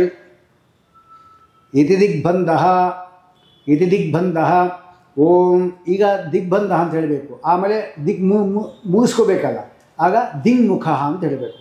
ದಿಗ್ಬಂಧಃ ಶಸ್ತ್ರಿ ಗಾಯತ್ರಿ ಮಹಾಮಂತ್ರಸ್ಯ ವಿಶ್ವಾಮಿತ್ರ ಋಷಿ ದೇವಿ ಗಾಯತ್ರಿ ಛಂದಃ ಸವಿತ್ರಾಂಶಿ ಲಕ್ಷ್ಮೀನಾಮೋ ದೇವತಾ ಲಕ್ಷ್ಮೀನಾಮಪ್ರಾಸಿದ್ಧರ್ಥೆ ಜಪೇ ವಿನಿಯೋಗಃ. ಧ್ಯೇಯ ಸದಾ ಸವಿತೃಮಂಡಲ ಮಧ್ಯವರ್ತಿ ನಾರಾಯಣಃ ಸರಸಿಜಾತನ ಸನ್ನಿವಿಷ್ಟಃ ಕೇಯೂರವಾನ್ ಮಕರಕುಂಡಲವಾನ್ ಕಿರೀಟಿ ಹಾರಿ ಹಿರಣ್ಮಯ ವಪುಃ ಧೃತಶಂಖಚಕ್ರಃ ಭಾರತೀರಮಣ ಮುಖ್ಯ ಪ್ರಾಣಾಂತರ್ಗತ ಸವಿತ್ರಾಮೃಷಿ ಲಕ್ಷ್ಮೀನಾರಾಯಣ ಲಕ್ಷ್ಮೀನಾರಾಯಣಾರ್ಥಂ ಯಥಾಶಕ್ತಿ ಗಾಯತ್ರಿ ಮಂತ್ರ ಜಪಮಹಂ ಕರಿಷ್ಯೇ. ಇಲ್ಲಿ ಧ್ಯಾನ ಶ್ಲೋಕ ಇದೆ. ಧ್ಯೇಯ ಸದಾ, ಯಾವಾಗಲೂ ಧ್ಯಾನ ಮಾಡ್ತಾ ಇರಬೇಕು. ಯಾರನ್ನ? ಸವಿತೃ ಮಂಡಲ ಮಧ್ಯವರ್ತಿ. ಸೂರ್ಯನ ಮಂಡಲದಲ್ಲಿ ಮಧ್ಯದಲ್ಲಿ ಇರುವವನು. ಯಾರವನು? ನಾರಾಯಣ ಸರಸಿಜಾಸ ಸನ್ನಿವಿಷ್ಟ, ಕಮಲದಲ್ಲಿ ಕೂತಿದ್ದಾನೆ.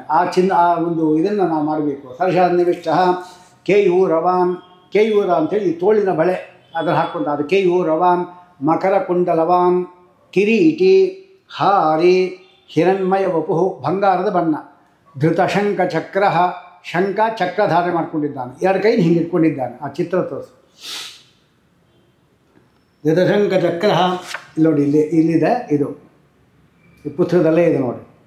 ಶಂಕ ಚಕ್ರ ಇಟ್ಕೊಂಡಿದ್ದಾನೆ, ಕಿರೀಟ ಹಾಕ್ಕೊಂಡಿದ್ದಾನೆ, ಮಕರ ಕುಂಡಲ ಹಾಕ್ಕೊಂಡಿದ್ದಾನೆ, ಹಾರ ಹಾಕ್ಕೊಂಡಿದ್ದಾನೆ, ಆಮೇಲೆ ಕಾಲನ್ನು ಪದ್ಮಾಸನ ಕೂತ್ಕೊಂಡಿದ್ದಾನೆ, ಕೈಯನ್ನೆಲ್ಲ ಇಟ್ಕೊಂಡಿದ್ದಾನೆ. ಇದೇ ಕ್ರಮದಲ್ಲಿ ನಾವು ಆ ಪರಮಾತ್ಮನ ಚಿಂತನೆ ಮಾಡಬೇಕು. ಗಾಯತ್ರಿ ಮಂತ್ರ ಮಾಡುವಾಗ ಈ ಒಂದು ಮಂತ್ರವನ್ನು ಹೇಳ್ತಾ ಈ ಒಂದು ಚಿತ್ರವನ್ನು ನಮ್ಮ ಮನಸ್ಸನ್ನು ಕೂಡ ಅವನನ್ನು ಧ್ಯಾನ ಮಾಡಬೇಕು. ಗಾಯತ್ರಿ ಜಪ ಮಾಡುವಾಗ ಈಗ ನಾವು ಕೈಯಲ್ಲೇ ಮಾಡಬೇಕು ಅಂತ ಹೇಳಿದ್ದೇನೆ. ಅನುಕೂಲ ಇದ್ದಾಗ ಶನಿವಾರ ಭಾನುವಾರ ಅಂಥದ್ದು ರಜೆ ಇದ್ದಾಗ ಮಕ್ಕಳುಗಳೆಲ್ಲೂ ಕೂಡ ಹೆಚ್ಚೆಚ್ಚು ನಾವು ಗಾಯತ್ರಿ ಜಪ ಮಾಡಿಕೊಂಡ್ರೆ ನಮ್ಮಲ್ಲಿ ಬ್ರಹ್ಮ ತೇಜಸ್ಸು ಜಾಸ್ತಿ ಬರುತ್ತೆ. ಆಗ ಈಗಿನ ಇರತಕ್ಕಂಥ ಈ ದುಷ್ಟಶಕ್ತಿಗಳು ನಮ್ಮಲ್ಲಿ ಪ್ರವೇಶ ಮಾಡಲಿಕ್ಕೆ ಬಿಡೋದಿಲ್ಲ. ಗೋಪಾಲದಾಸರು 24 ಲಕ್ಷ ಗಾಯತ್ರಿ ಮಾಡಿದ್ರು ಅವರು. ಆದ್ದರಿಂದ ಅವರಿಗೆ ಬಾಯಲ್ಲಿ ಹೇಳಿದ್ದೆಲ್ಲ ಸತ್ಯ ಆಗೋಯಿತು, ಓದಿದ್ದೆಲ್ಲ ಜ್ಞಾಪಕ ಇರುತ್ತೆ. ಅಲ್ಲದೆ ಏನು ಹೇಳಿದ್ನಲ್ಲ, ಯಾವ ಮಂತ್ರ ಜಪ ಮಾಡ್ತಿರೋ ಬಿಡ್ತಿರೋ ಬೇರೆ ವಿಚಾರ, ಗಾಯತ್ರಿ ಸಿದ್ಧಿ ಮಾಡ್ಕೊಳ್ಳಿ ಮೊದಲು. ಅದಕ್ಕೆ ಚಿಕ್ಕ ಮಕ್ಕಳಿಗೆಲ್ಲ ನಾವು ಹೇಳೋದೇನೆಂದರೆ, ಗಾಯತ್ರಿಯನ್ನು ಬೇಕಾಬಿಟ್ಟಿ ಮಾಡಲಿಕ್ಕೆ ಹೋಗಬೇಡಿ. ಭಕ್ತಿಯಿಂದ ಶ್ರದ್ಧೆಯಿಂದ ಕೂತ್ಕೊಂಡು ಭಕ್ತಿಯಿಂದ ನೀವು ಮಾಡಿದ್ರಿ ಅಂದರೆ ಏಕಾಂತ ಸ್ಥಳದಲ್ಲಿ ಹೊರಟೋಗ್ರಿ. ಅಲ್ಲಿ ಆ ಸೂರ್ಯ ನಿಂತ್ಕೊಂಡು ಜಪ ಮಾಡ್ತಾಯಿರಿ. ಆ ಸೂರ್ಯನಾರಾಯಣ ಮಕ್ಕಳಿಗೆ ಬೇಗ ಅನುಗ್ರಹ ಮಾಡ್ತಾನೆ. ಜಪ ಮಾಡುವಾಗ ನಾವು 2 ಪದ್ಧತಿ ಹೇಳಿದ್ದಾರೆ. ಒಂದು ಪದ್ಧತಿ ನಾನು ಹೇಳ್ತಕ್ಕಂಥದ್ದು ಸಂಧ್ಯಾ ಭಾಷ್ಯದಲ್ಲಿರತಕ್ಕಂಥ ಪದ್ಧತಿ ಹೇಳ್ತಾ ಇದ್ದೇನೆ. ಇದನ್ನೆಲ್ಲ ಜ್ಞಾನಿಗಳು ಕೂಡ ಒಪ್ಪಿದ್ದಾರೆ. ಮೊದಲು ಇಲ್ಲಿಂದ ಶುರು. ಇದು ಅನಾಮಿಕಾ ಬೆರಳು ಅಂತ ಹೆಸರು, ಉಂಗುರದ ಬೆರಳು. ಇಲ್ಲಿಂದ ಶುರು ಮಾಡೋದು. 1 2 3 4 5 6 7 8 9 10. ಇಲ್ಲಿ 10 ಆಯಿತು. ಈಗ ಈ 2 ಮಧ್ಯೆ ನಾವು ಬಿಟ್ವಿ. ಇದಕ್ಕೆ ಮೇರು ಅಂತ ಹೇಳ್ತಾರೆ. ಈ ತುಳಸಿ ಮಣಿಯಲ್ಲಿ ಮೇರು ಅಂತ ಕೆಂಪು ಮಣಿ ಹಾಕಿರ್ತಾರಲ್ಲ, ಅದನ್ನು ದಾಟಬಾರದು. ಅದಕ್ಕೆ ಇದು ಮೇರು ಅಂತ ಹೇಳ್ತಾರೆ. ಅಥವಾ ಕೆಲವರು ಏನು ಮಾಡ್ತಾರೆ ಅಂದರೆ ಉದ್ದಕ್ಕೆ 1ರಿಂದ ಶುರು ಮಾಡಿ 1 2 3 4 5 6 7 8 9 10 ಈ ಮಧ್ಯದ್ದು ಮೇರು ಅಂತಾರೆ. ನೀವು ಯಾವ ಕ್ರಮದಲ್ಲ ಮಾಡಿ ಅಂತ ತೊಂದರೆ ಇಲ್ಲ, ಕೈಯಲ್ಲಿ ಮಾಡಬೇಕು, ಅದೇ ಮುಖ್ಯವಾಗಿರೋದು. 10 ಗಾಯತ್ರಿಯನ್ನು ಕೈಯಲ್ಲಿ ಮಾಡಿಬಿಟ್ಟು ಅನಂತರದಲ್ಲಿ ಆ ಮಣಿಯನ್ನು ಅಲ್ಲೇ ಇಟ್ಕೊಂಡು ನೀವು ಎಷ್ಟು ಬೇಕೋ ಜಪ ಮಾಡ್ಬೋದು. ಮೊದಲು ಇಲ್ಲಿಂದ ಶುರು ಮಾಡ್ತೀನಿ, ಜೋರಾಗಿ ಹೇಳ್ತೀನಿ. ನಾನು ಜೋರಾಗಿ ಹೇಳಬಾರ್ದು, ನಾವು ಯಾವತ್ತೂ ಕೂಡ ಮನಸ್ಸಲ್ಲಿ ಹೇಳ್ಕೋಬೇಕು. ಆದರೆ ನಿಮ್ಗೆ ಗೊತ್ತಾಗಲಿಕ್ಕೆ ಹೇಳ್ತಾರೆ. ಓಂ ಭೂರ್ಭುವಸ್ವಃ ತತ್ಸವಿತುರ್ವರೆಣ್ಯಂ ಭರ್ಗೋ ದೇವಸ್ಯ ಧೀಮಹಿ ಧಿಯೋ ಯೋ ನ ಪ್ರಚೋದಯಾತ್. ಓಂ ಇನ್ನೊಬ್ಬರು ಕೇಳಿಸೋದು ಜಪ ಮಾಡಿ ಕೇಳಿಸ್ತಾ ಇತ್ತು ಅಂದರೆ ಷಟ್ಕರಣ ಭಿದ್ಯತೆ ಮಂತ್ರ. 6 ಜನ ಕಿವಿ ಬಿತ್ತು ಅಂತ ಹೇಳಿದ್ರೆ ಮಂತ್ರಶಕ್ತಿ ಹೋಯಿತು. ಅದಕ್ಕೋಸ್ಕರ ಬಟ್ಟೆ ಕೂಡ ಅಡ್ಡ ಇಟ್ಕೊಂಡು ಜಪ ಮಾಡಬೇಕು. ಹೀಗೆ ಮಾಡೋದು ವಸ್ತುತ ಈ ತೋರಿಸಿದ ಹಿಂಗೆ ಬಟ್ಟೆ ಇಟ್ಕೊಂಡು ನಿಂತ್ಕೊಂಡು ಮಾಡಬೇಕು. ಸೂರ್ಯ ಬರೋದ್ರೊಳಗೆ ನಾವು ಗಾಯತ್ರಿ ಮುಗಿಸಿದ್ವಿ ಅಂತ ನಿಂತ್ಕೊಂಡಿರ್ತೀವಿ. ನಾವು ಅಂತೂ ನಿಂತ್ಕೊಂಡು ಮಾಡಿದ್ರೆ ಭಾರಿ ಒಳ್ಳೆಯದು. ಈ ಬಟ್ಟೆ ಅಡ್ಡ ಇಟ್ಕೊಬೇಕು. ಗುರು ಕೂಡ ತೋರಿಸ್ಬಾರ್ದು ಅಂತ ಹೇಳ್ತಾರೆ. 2ನೇದು ಓಂ ಭೂರ್ಭುವಸ್ವಃ ತತ್ಸವಿತುರ್ವರೆಣ್ಯಂ ಭರ್ಗೋ ದೇವಸ್ಯ ಧೀಮಹಿ ಧಿಯೋ ಯೋ ನ ಪ್ರಚೋದಯಾತ್.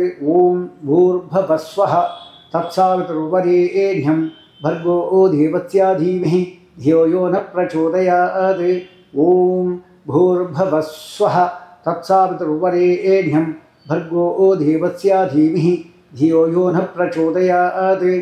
ಓಂ ಭೂರ್ಭುವಸ್ವಃ ತತ್ಸವಿತುರ್ವರೆಣ್ಯಂ ಭರ್ಗೋ ದೇವಸ್ಯ ಧೀಮಹಿ ಧಿಯೋ ಯೋ ನ ಪ್ರಚೋದಯಾತ್. ಓಂ ಭೂರ್ಭುವಸ್ವಃ ತತ್ಸವಿತುರ್ವರೆಣ್ಯಂ ಭರ್ಗೋ ದೇವಸ್ಯ ಧೀಮಹಿ ಧಿಯೋ ಯೋ ನ ಪ್ರಚೋದಯಾತ್.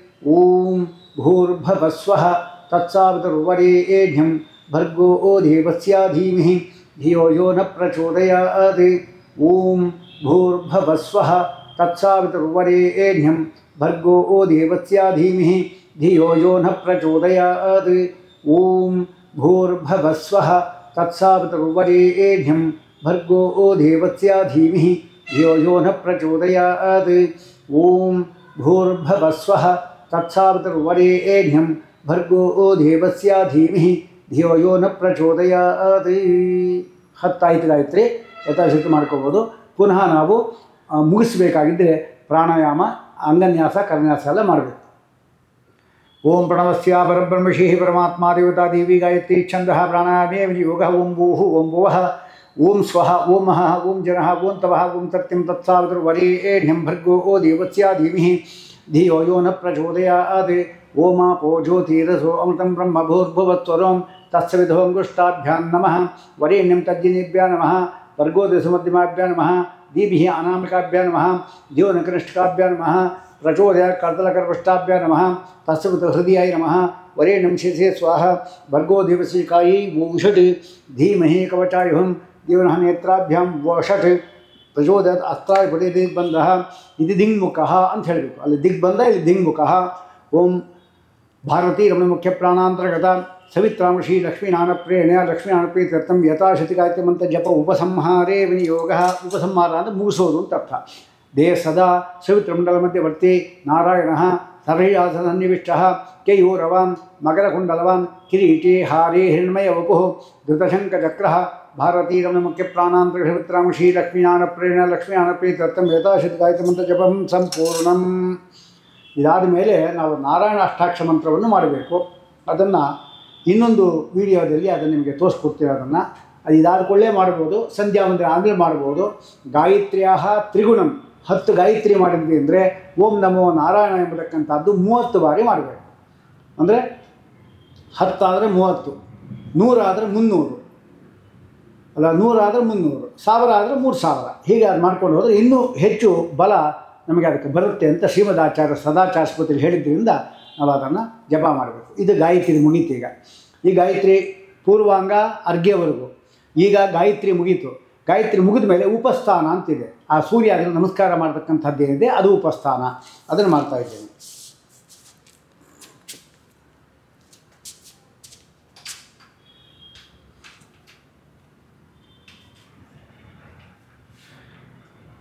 ಓಂ ಜಾತವೇದ ಇತ್ಯಸ್ಯ ಮಂತ್ರಸ್ಯ ಕಶ್ಯಪ ಋಷಿಃ ದುರ್ಗಾ ಜಾತವೇದ ತ್ರಿಷ್ಟುಛಂದಃ ಸಂಧ್ಯೋಪಸ್ಥಾನೇ ವಿನಿಯೋಗಃ. ಓಂ ಜಾತವೇದಸಿ ಸುನವಾಮಸೋಮ ಮರಾತೀಯತೋ ನಿದಾಹಾತಿ ವೇದಾಃ ಸನಃ ಪರಷದತಿ ದುರ್ಗಾಣಿ ವಿಶ್ವಾ ನಾವೇವ ಸಿಂಧುಂ ದುರಿತಾತ್ಯಗ್ನಿಃ ತಚ್ಛಂಯೋರಾವರಣೀಮಹೇ ಗಾತುಂ ಯಜ್ಞಾಯ ಗಾತುಂ ಯಜ್ಞಪದಯೇ ದೈವೀ ಸ್ವಸ್ತಿರಸ್ತು ನಃ ಸ್ವಸ್ತಿರ್ಮಾನುಷೇಭ್ಯಃ ಊರ್ಧ್ವಂಜೀ ಗಾತು ಭೇಷಜಂ ಶನ್ನೋ ಅಸ್ತು ದ್ವಿಪದೇ ಶಂ ಚತುಷ್ಪದೇ. ಓಂ ನಮೋ ಬ್ರಹ್ಮಣೇ ನಮೋ ಅಸ್ತ್ವಗ್ನಯೇ ನಮಃ ಪೃಥಿವ್ಯೈ ನಮೋ ಓಷಾಧೀಭ್ಯಃ ನಮೋ ವಾಚೇ ನಮೋ ವಾಚಸ್ಪತಾಯೇ ನಮೋ ವಿಷ್ಣವೇ ಮಹತೆ ಕರೋಮಿ. ಓಂ ನಮೋ ಪ್ರಾಚ್ಯೈ ದಿಶೆ ಯಾಶ್ಚ ದೇವತಾಃ ಏತಸ್ಯಾಂ ಪ್ರತಿವಸಂತಿ ಏತಾಭ್ಯಶ್ಚ ನಮೋ ನಮಃ. ಪ್ರಾಚೀ ದಿಕ್ಕಿನಲ್ಲಿ ಪೂರ್ವ ದಿಕ್ಕಿನಲ್ಲಿ ಯಾರಿದ್ದಾರೆ ಆ ದೇವತೆಗೆಲ್ಲ ನಮಸ್ಕಾರ. ಓಂ ನಮೋ ದಕ್ಷಿಣಾಯೈ ದಿಶೆ ಯಾಶ್ಚ ದೇವತಾಃ ಏತಸ್ಯಾಂ ಪ್ರತಿವಸಂತಿ ಏತಾಭ್ಯಶ್ಚ ನಮೋ ನಮಃ. ಓಂ ನಮೋ ಪ್ರದೀಚೈ ದಿಶೆ ಯಾಶ್ಚ ದೇವತಾಃ ಏತಸ್ಯಾಂ ಪ್ರತಿವಸಂತಿ ಏತಾಭ್ಯಶ್ಚ ನಮೋ ನಮಃ. ಓಂ ನಮೋ ಉದೀಚೈ ದಿಶೆ ಯಾಶ್ಚ ದೇವತಾಃ ಏತಸ್ಯಾಂ ಪ್ರತಿವಸಂತಿ ಏತಾಭ್ಯಶ್ಚ ನಮೋ ನಮಃ. ಓಂ ನಮೋ ಊರ್ಧ್ವಾಯೈ ದಿಶೆ ಯಾಶ್ಚ ದೇವತಾಃ ಏತಸ್ಯಾಂ ಪ್ರತಿವಸಂತಿ ಏತಾಭ್ಯಶ್ಚ ನಮೋ ನಮಃ. ಓಂ ನಮೋ ಅಧರಾಯೈ ದಿಶೆ ಯಾಶ್ಚ ದೇವತಾಃ ಏತಸ್ಯಾಂ ಪ್ರತಿವಸಂತಿ ಏತಾಭ್ಯಶ್ಚ ನಮೋ ನಮಃ. ಓಂ ನಮೋ ಅಂತರಿಕ್ಷಾಯೈ ದಿಶೆ ಯಾಶ್ಚ ದೇವತಾಃ ಏತಸ್ಯಾಂ ಪ್ರತಿವಸಂತಿ ಏತಾಭ್ಯಶ್ಚ ನಮೋ ನಮಃ. ಓಂ ನಮೋ ಅವಾಂತರಾಯೈ ದಿಶೆ ಯಾಶ್ಚ ದೇವತಾಃ ಏತಸ್ಯಾಂ ಪ್ರತಿವಸಂತಿ ಏತಾಭ್ಯಶ್ಚ ನಮೋ ನಮಃ. ಓಂ ಇಂದ್ರಾಯ ನಮಃ. ಓಂ ಅಗ್ನಯೇ ನಮಃ. ಓಂ ಯಮಾಯ ನಮಃ. ಓಂ ನಿವೃತ್ತೇ ನಮಃ. ಓಂ ವರುಣಾಯ ನಮಃ. ಓಂ ವಾಯುವೇ ನಮಃ. ಓಂ ಕುಬೇರಾಯ ನಮಃ. ಓಂ ಈಶಾನಾಯ ನಮಃ. ಓಂ ಬ್ರಹ್ಮಣೇ ನಮಃ. ಓಂ ಅನಂತಾಯ ನಮಃ. ಓಂ ಸಂಧ್ಯಾಯೈ ನಮಃ. ಓಂ ಗಾಯತ್ರೀ ನಮಃ. ಓಂ ಸಾವಿತ್ರೀ ನಮಃ. ಓಂ ಸರಸ್ವತ್ಯೈ ನಮಃ. ಓಂ ಸರ್ವಾದ್ಭುತದೇವತಾಭ್ಯೋ ನಮಃ. ಓಂ ದೇವಿಭ್ಯೋ ನಮಃ. ಓಂ ಋಷಿಭ್ಯೋ ನಮಃ. ಓಂ ಗುರುಭ್ಯೋ ನಮಃ. ಓಂ ಮಾತೃಭ್ಯೋ ನಮಃ. ಓಂ ಪಿತೃಭ್ಯೋ ನಮಃ. ಓಂ ಆಚಾರ್ಯೇಭ್ಯೋ ನಮಃ. ಓಂ ಕಾಮೋಕಾರ್ಷನ್ ನಮೋ ನಮಃ. ಮನ್ಯುರಕಾರ್ಷನ್ ನಮೋ ನಮಃ. ಯಾಂ ಸದಾ ಸರ್ವಭೂತಾನಿ ಸ್ಥಾವರಾಣಿ ಚರಾಣಿ ಚ ಸಾಯಂ ಪ್ರಾತಃ ನಮಸ್ಯಂತಿ ಸಾಮಾ ಸಂಧ್ಯಾಭಿರಕ್ಷತು ಶ್ರೀ ಸಾಮಾ ಸಂಧ್ಯಾಭಿರಕ್ಷತು. ಓಂ ನಮೋ ನಮಃ. ಬ್ರಹ್ಮಣ್ಯೋ ದೇವಿಕೀ ಪುತ್ರೋ ಬ್ರಹ್ಮಣ್ಯೋ ಮಧುಸೂದನಃ.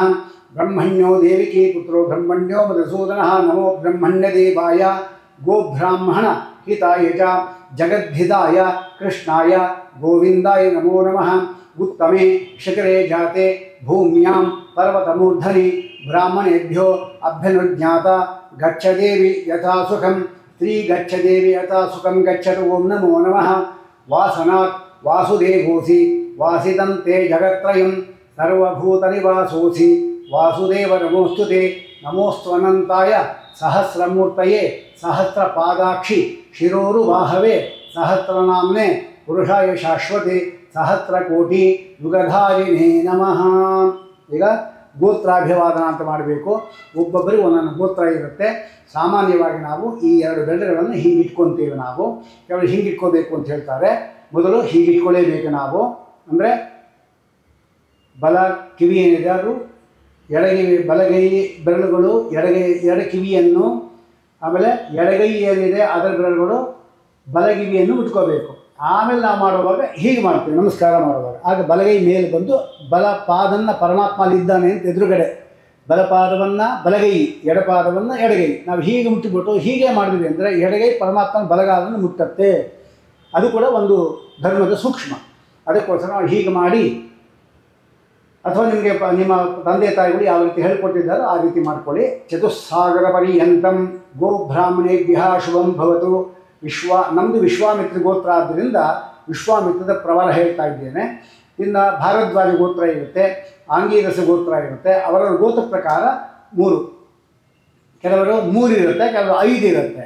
ಹಾಗೆ ಓಂ ಚತುಸ್ಸಾಗರ ಪರ್ಯಂತಂ ಗೋಬ್ರಾಹ್ಮಣೇಭ್ಯಃ ಶುಭಂ ಭವತು. ವಿಶ್ವಾಮಿತ್ರ ಅಘಮರ್ಷಣ ಅಷ್ಟಕ ಪ್ರವರತ್ರಯ ಋಷಿಯ ಪ್ರವರಾನ್ವಿತ ಲೋಹಿತ ವಿಶ್ವಾಮಿತ್ರ ಗೋತ್ರ ಆಶ್ವಲಾಯನ ಸೂತ್ರ ಋಕ್ಷಾಕಾಧ್ಯಾಯಿ ವೇದಿವ್ಯಾಸಾಚಾರ್ಯ ಶರ್ಮಾ ಅಹಂಭೋ ಅಭಿವಾದಯಾಮಿ.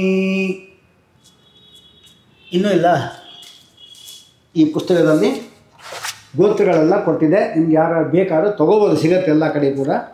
ಇದರಲ್ಲಿ ಋಗ್ವೇದ ಯಜುರ್ವೇದ ಎರಡು ಸಂಧ್ಯಾವಂದನೆಗಳು ಕೂಡ ಇದರಲ್ಲಿ ನಾವು ಮಾಡಿದ ರೀತಿಯಲ್ಲಿ ಕೊಟ್ಟಿದ್ದಾರೆ.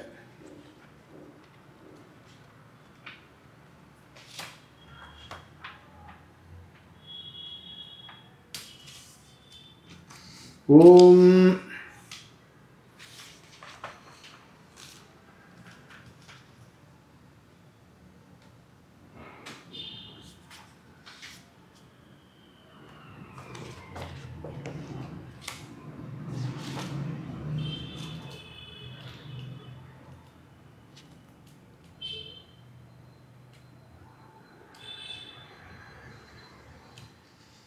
ಇದರಲ್ಲಿ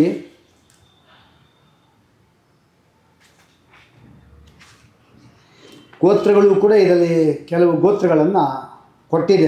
ಅದು ಅನುಕೂಲ ಇದ್ದರೆ ಅದನ್ನು ಕೂಡ ನೋಡಬಹುದು ಬೇಕಾದ್ರೆ.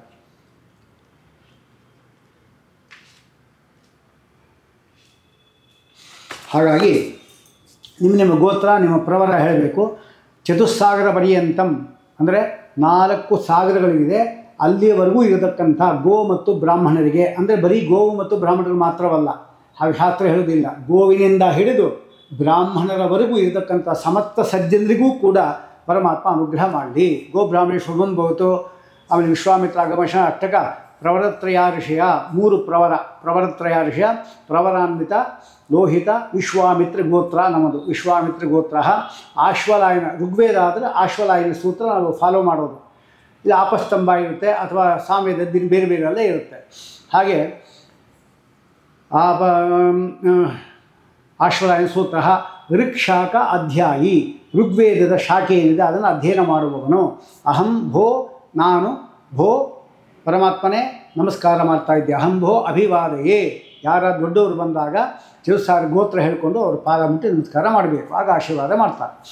ಅಹಂ ಭೋ ಅಭಿವಾದಯಾಮಿ. ಇಷ್ಟ ಆದಮೇಲೆ ಸಂಧ್ಯಾ ವಂದನೆ ಮುಗಿಸೋದು. ಈಗ ಅದು ಕೈಯಲ್ಲಿ ನೀರು ಹಾಕ್ಕೊಂಡು ಸ್ಮೃತ್ಯಾಚ ನಾಮೋಕ್ತಿಯ ತಪಃ ಸಂಧ್ಯಾ ಕ್ರಿಯಾದಿಷು ನ್ಯೂನಂ ಸಂಪೂರ್ಣತಾಂ ಯಾತಿ ಸದ್ಯೋ ವಂದೇತಮಚ್ಯುತಂ ಮಂತ್ರಿಹೀನಂ ಕ್ರಿಯಾಹೀನಂ ಭಕ್ತಿಹೀನಂ ರಮಾಪದೆ ಯತ್ಕೃತಂತು ಮಯಾ ದೇವ ಪರಿಪೂರ್ಣಂ ತದಸ್ತು ಮೇ ಅನೇನ ಮಯಾ ಆಚರಿತ ಸ್ನಾಯ ಪ್ರಾತಃ ಸಂಧ್ಯಾವಂದನೇನ ಭಗವಾನ್ ಮಧ್ವಾಚಾರ್ಯಾಣಾಂ ಹೃತ್ಕಮಲಮಧ್ಯನಿವಾಸಿನಾಂ ಅನಂತಕಲ್ಯಾಣ ಗುಣಪರಿಪೂರ್ಣ ಕ್ಷೀರಾಬ್ಧಿಶಾಯಿ ನಿರ್ದೋಷ ಜ್ಞಾನಾನಂದಾತ್ಮಕ ಭಾರತೀ ರಮಣ ಮುಖ್ಯ ಪ್ರಾಣಾಂತರ್ಗತ ಸವಿತ್ರಂ ಶ್ರೀ ಲಕ್ಷ್ಮೀನಾರಾಯಣ ಪ್ರೀತಾಂ ಪ್ರೀತೋ ವರದೋ ಭವತು ಶ್ರೀಕೃಷ್ಣಾರ್ಪಣಮಸ್ತು.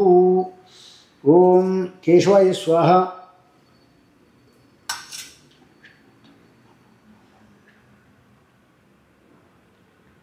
मध्ये मंत्र तंत्र स्वरा लोप नामत्रय जपम जपेत. अच्युताय नमः अनंताय नमः गोविंदाय नमः. अच्युताय नमः अनंताय नमः गोविंदाय नमः. अच्युताय नमः अनंताय नमः गोविंदाय नमः. अच्युताय नमः अनंताय नमः गोविंदाय नमः. कायेन वाचा मनसा इंद्रियव बुद्ध्यात्मना वा प्रकृते स्वभावात् करोमि यद्यत् सकलं परस्मै श्रीमन्नारायणायेति समर्पयामि. ಶ್ರೀಕೃಷ್ಣಾರ್ಪಣಮಸ್ತು. ಈಗ ಗಾಯತ್ರಿ ಜಪ ಎಲ್ಲ ಮಾಡಿಕೊಂಡು ಸಂಧ್ಯಾ ವಂದನೆ ಮಾಡಿಕೊಂಡು ಪರಮಾತ್ಮನ ಮೆಚ್ಚಿಸ್ತಾ ಇದ್ದರೆ ಅನುಕೂಲ ಆಗುತ್ತೆ. ಇನ್ನು ಸಾಯಂ ಸಂಧ್ಯಾ ವಂದನೆಗೂ ಇದಕ್ಕೂ ವ್ಯತ್ಯಾಸ ಏನು ಇರೋದಿಲ್ಲ. ಸ್ವಲ್ಪ ವ್ಯತ್ಯಾಸ ಮಾತ್ರ, ಕೆಲವು ನಮ್ಮ ವ್ಯತ್ಯಾಸ ಬರುತ್ತೆ. ಅದನ್ನು ನಾನು ಇನ್ನೊಂದು ವಿಡಿಯೋದಲ್ಲಿ ಹೇಳ್ತಾ ಇದ್ದೇನೆ. ಮತ್ತು ಹಾಗೆ ಭೋಜನವನ್ನು ಊಟ ಮಾಡುವಾಗ ಪರಿಷೇಕಾದಿಗಳು ಚಿತ್ರಾಹುತಿ ಅದೆಲ್ಲ ಹೇಗಿಡಬೇಕು ಅದು ಕೂಡ ನಾನು ಹೇಳಿಕೊಡ್ತಾ ಇದ್ದೇನೆ. ಅನಂತರದಲ್ಲಿ ಅಗ್ನಿ ಕಾರ್ಯವನ್ನು ಮಾಡತಕ್ಕಂಥವ್ರು ಏನಿದ್ದಾರೆ ಅಗ್ನಿ ಕಾರ್ಯ ಮಾಡ್ಬೋದು. ಅಗ್ನಿ ಕಾರ್ಯಕ್ಕೆ ಅಗ್ನಿಗೆ ಏನು ಕಷ್ಟ ಏನಿಲ್ಲ, ಒಂದೆರಡು ಇಡ್ಲು ಹಾಕ್ಕೊಂಡು ನಾವು ಅದನ್ನು ಹಚ್ಬೋದು. ಈಗೆಲ್ಲ ಬೇಕಾಷ್ಟು ಸಾಧನಗಳು ಬಂದಿದೆ, ಅದು ಮಾಡ್ಬೋದು. ಎಷ್ಟು ಶ್ರದ್ಧೆಯಿಂದ ನಾವು ಮಾಡ್ತೀವಿ ಅಷ್ಟು ಅನುಕೂಲ ನಮಗೆ. ಅಕಸ್ಮಾತ್ ಏನಾದರೂ ನಮಗೆ ಅಗ್ನಿಯಾದಿಗಳು ನಮಗೆ ಸಿಗಲಿಲ್ಲ ಅಂತಾದರೆ ಆಗ ನೀರೇನಿರುತ್ತೆ ಅದು ವಾಯೋರಗ್ನಿ ಅಗ್ನೇರಾಪಃ, ಅಗ್ನಿಯಿಂದಲೇ ನೀರು ಹುಟ್ಟಿದ್ದು. ಆ ನೀರನ್ನೇ ಒಂದು ಪಾತ್ರೆಯಲ್ಲಿ ಇಟ್ಕೊಂಡು ಈ ಮಂತ್ರಗಳಿಗೆ ಆ ರಸಮಿತ್ತನ್ನು ಅಲ್ಲಿ ಹಾಕೋದು. ಅದು ಕೂಡ ಅಗ್ನಿ ಕಾರ್ಯ ಅಂತ, ಅದು ಬಿಡಬಾರ್ದು ಅದನ್ನು. ಅದು ಬ್ರಹ್ಮತೇಜಸ್ಸು ಜಾಸ್ತಿ ಆಗ್ತಾಯಿದೆ. ಆಮೇಲೆ ಮಾಧ್ಯಾಹ್ನಕ್ಕೆ ಸಂಧ್ಯಾವಂದನ, ಸಾಯಂ ಸಂಧ್ಯಾವಂದನ ಇತ್ಯಾದಿಗಳು. ಮಾಧ್ಯಾಹ್ನ ಸಂಧ್ಯಾವಂದನ ನಮ್ಮ ಮಧ್ಯಾಹ್ನ ಸ್ಕೂಲಲ್ಲಿರ್ತೇವೆ, ಕೆಲಸಕ್ಕೆ ಹೋಗಿರ್ತೇವೆ ಅಂದರೆ ಪ್ರಾತಃ ಸಂಧ್ಯಾವಂದನೆ ಮಾಡಿ ಮಾಧ್ಯ ಸಂಧ್ಯಾವಂದನೆ ಮಾಡಿ ಹೊರಟೋಗ್ಬೋದು. ಅಥವಾ ಸಾಯಂಕಾಲ ಬಂದಾಗ ಮೊದಲು ಮಾಧ್ಯಾಹ್ನಕ್ಕೆ ಮಾಡಿ ಆಮೇಲೆ ಸಾಯಂ ಸಂಧ್ಯಾವಂದನೆ ಮಾಡ್ಬೋದು. ಅಂತೂ ಬಿಡಬಾರ್ದು. ನಾವು ಆಫೀಸ್ಗೆ ಬರುವ 11 ಗಂಟೆ ಆಗುತ್ತೆ ಅಂದರೆ 11 ಗಂಟೆ ಬಂದು ಊಟ ಮಾಡ್ತೀರೋ ಇಲ್ವೋ ಅಂದಮೇಲೆ ಸಂಧ್ಯಾವಂದನೆ ಮಾಡಿ ಊಟ ಮಾಡಿ 2 ಪ್ರಾಯಶ್ಚಿತ್ತರಿಗೆ ಕೊಡಬೇಕು, ಅಷ್ಟೇ, ಇನ್ನೇನಿಲ್ಲ. ಪ್ರಾಯಶ್ಚಿತ್ತರಿಗೆ 2 ಕೊಡಬೇಕು. 9 ಗಂಟೆ ಆದಮೇಲೆ 2 ಅಷ್ಟೇ, 3, 4 ಇಲ್ಲ. ಹೀಗೆ ಮಾಡಿ ಅಂತೂ ನಾವು ಎಷ್ಟು ಶ್ರದ್ಧೆಯಿಂದ ನಾವು ಅದು ಹೇಳ್ತೀವೋ ಅಂಥ ಸಂದರ್ಭದಲ್ಲಿ ಪರಮಾತ್ಮ ಅನುಗ್ರಹ ಮಾಡ್ತಾನೆ ಅಂಥೇಳಿ ಈ ಸಂಧ್ಯಾ ವಂದನೆಯನ್ನು ಆ ಪರಮಾತ್ಮನಿಗೆ ಅರ್ಪಣೆ ಮಾಡ್ತಾಯಿದ್ದೀವಿ. ಕೃಷ್ಣಾರ್ಪಣಮಸ್ತು. ಎಲ್ಲರೂ ಕೂಡ ಈ ಸಂಧ್ಯಾ ವಂದನೆ ಉಪಯೋಗ ಮಾಡಿಕೊಂಡು ನಿಮ್ಗೆ ಎದುರುಗಡೆ ಇಟ್ಕೊಂಡು ಬೇಕಾದ್ರೆ ಸಂಧ್ಯಾ ವಂದನೆ ಮಾಡ್ಕೊಳ್ಳಿ. ಸ್ವಲ್ಪ ಅಭ್ಯಾಸ ಆಗೋ ತನಕ ಪ್ರತಿಯೊಬ್ಬರೂ ಕೂಡ ಒಂದು ಸ್ವಲ್ಪ ಸಮಯ ಮಾಡಿಕೊಂಡು ಈ ಸಂಧ್ಯಾ ವಂದನೆ ಮಾಡಿಕೊಂಡು ನಮ್ಮ ಬ್ರಾಹ್ಮಣ್ಯ ಉಳಿಸ್ಕೊಳ್ಳಿ. ನಮ್ಮ ಶಕ್ತಿ ಬರಬೇಕು ನಮಗೆ. ಈಗೆಲ್ಲ ನಾವೇನಾಗಿ ಹಿಂದಿನ ಕಾಲದಲ್ಲಿ ಯಾರು ಕೂಡ ನಮ್ಮನ್ನು ತುಳಿಲಿಕ್ಕೆ ಒದಲಿಕ್ಕೆ ಬಂದರು ಅಂದರೆ ಅವರು ಸುಟ್ಟೋಗೋರು. ಯಾಕೆಂದರೆ ವಿದ್ಯುತ್ ಶಕ್ತಿ ನಮ್ಮಲ್ಲಿ ಇರ್ತಾಯಿತ್ತು, ಆ ಶಕ್ತಿ ಗಾಯತ್ರಿ ಶಕ್ತಿ ಇರ್ತಾಯಿತ್ತು. ಈಗ ನಮ್ಮನ್ನೆಲ್ಲ ಒದ್ಕೊಂಡೇ ಹೋಗ್ತಾರೆ. ಯಾಕೆಂದರೆ ನಾವು ಯಾವ ರೀತಿ ಆಗಿದೆ ಅಂದರೆ ಕರೆಂಟ್ ಇಲ್ಲದೆ ಅದಕ್ಕಂಥ ವೈರು ನಾವು ಎಷ್ಟು ಜನ ತುಳ್ಕೊಂಡು ಬೇಕಾದ್ರೆ ಹೋಗ್ಬೋದು. ಆ ಶಕ್ತಿ ಬರಬೇಕು. ವೈರ್ ಇತ್ತು ಅಂದರೆ ಏನು ಮಾಡೋದು, ವೈರ್ನ ಕರೆಂಟ್ ಇತ್ತು ಅಂದರೆ ಏನಂತಾರೆ, ಬೆಂಕಿ ದಪ್ಪ ಹೋಗಬಾರ್ದು ಅಂತ ಹೇಳ್ತಾರೆ. ಹಾಗೆ ನಮ್ಮ ಸುದ್ದಿ ಬರುವಾಗ ಹಾಗೆ ಆ ಶಕ್ತಿ ನಾವು ಸಂಪಾದನೆ ಮಾಡ್ಕೋಬೇಕಾಗಿದ್ದರೆ ಗಾಯತ್ರಿ ಒಂದೇ ನಮಗೆ ಮುಖ್ಯವಾಗಿ ಪ್ರಧಾನವಾದದ್ದು. ಅದನ್ನು ಬಿಡಬೇಡಿ ಅಂತ ಹೇಳ್ತಾ ಎಲ್ಲರೂ ಕೂಡ ಈ ಗಾಯತ್ರಿ ಉಪಯೋಗ ಮಾಡಿಕೊಂಡು ಸಂಧ್ಯಾ ವಂದನೆ ಮಾಡಿ ಅಂತ ನನ್ನ ಕಳಕಳಿಯ ಪ್ರಾರ್ಥನೆ. ಕೃಷ್ಣಾರ್ಪಣ. ಸರ್ವೇ ಜನಾಃ ಸುಖಿನೋ ಭವಂತು, ಸಮಸ್ತ ಸನ್ಮಂಗಳಾನಿ ಭವಂತು. ಶ್ರೀಕೃಷ್ಣಾರ್ಪಣ.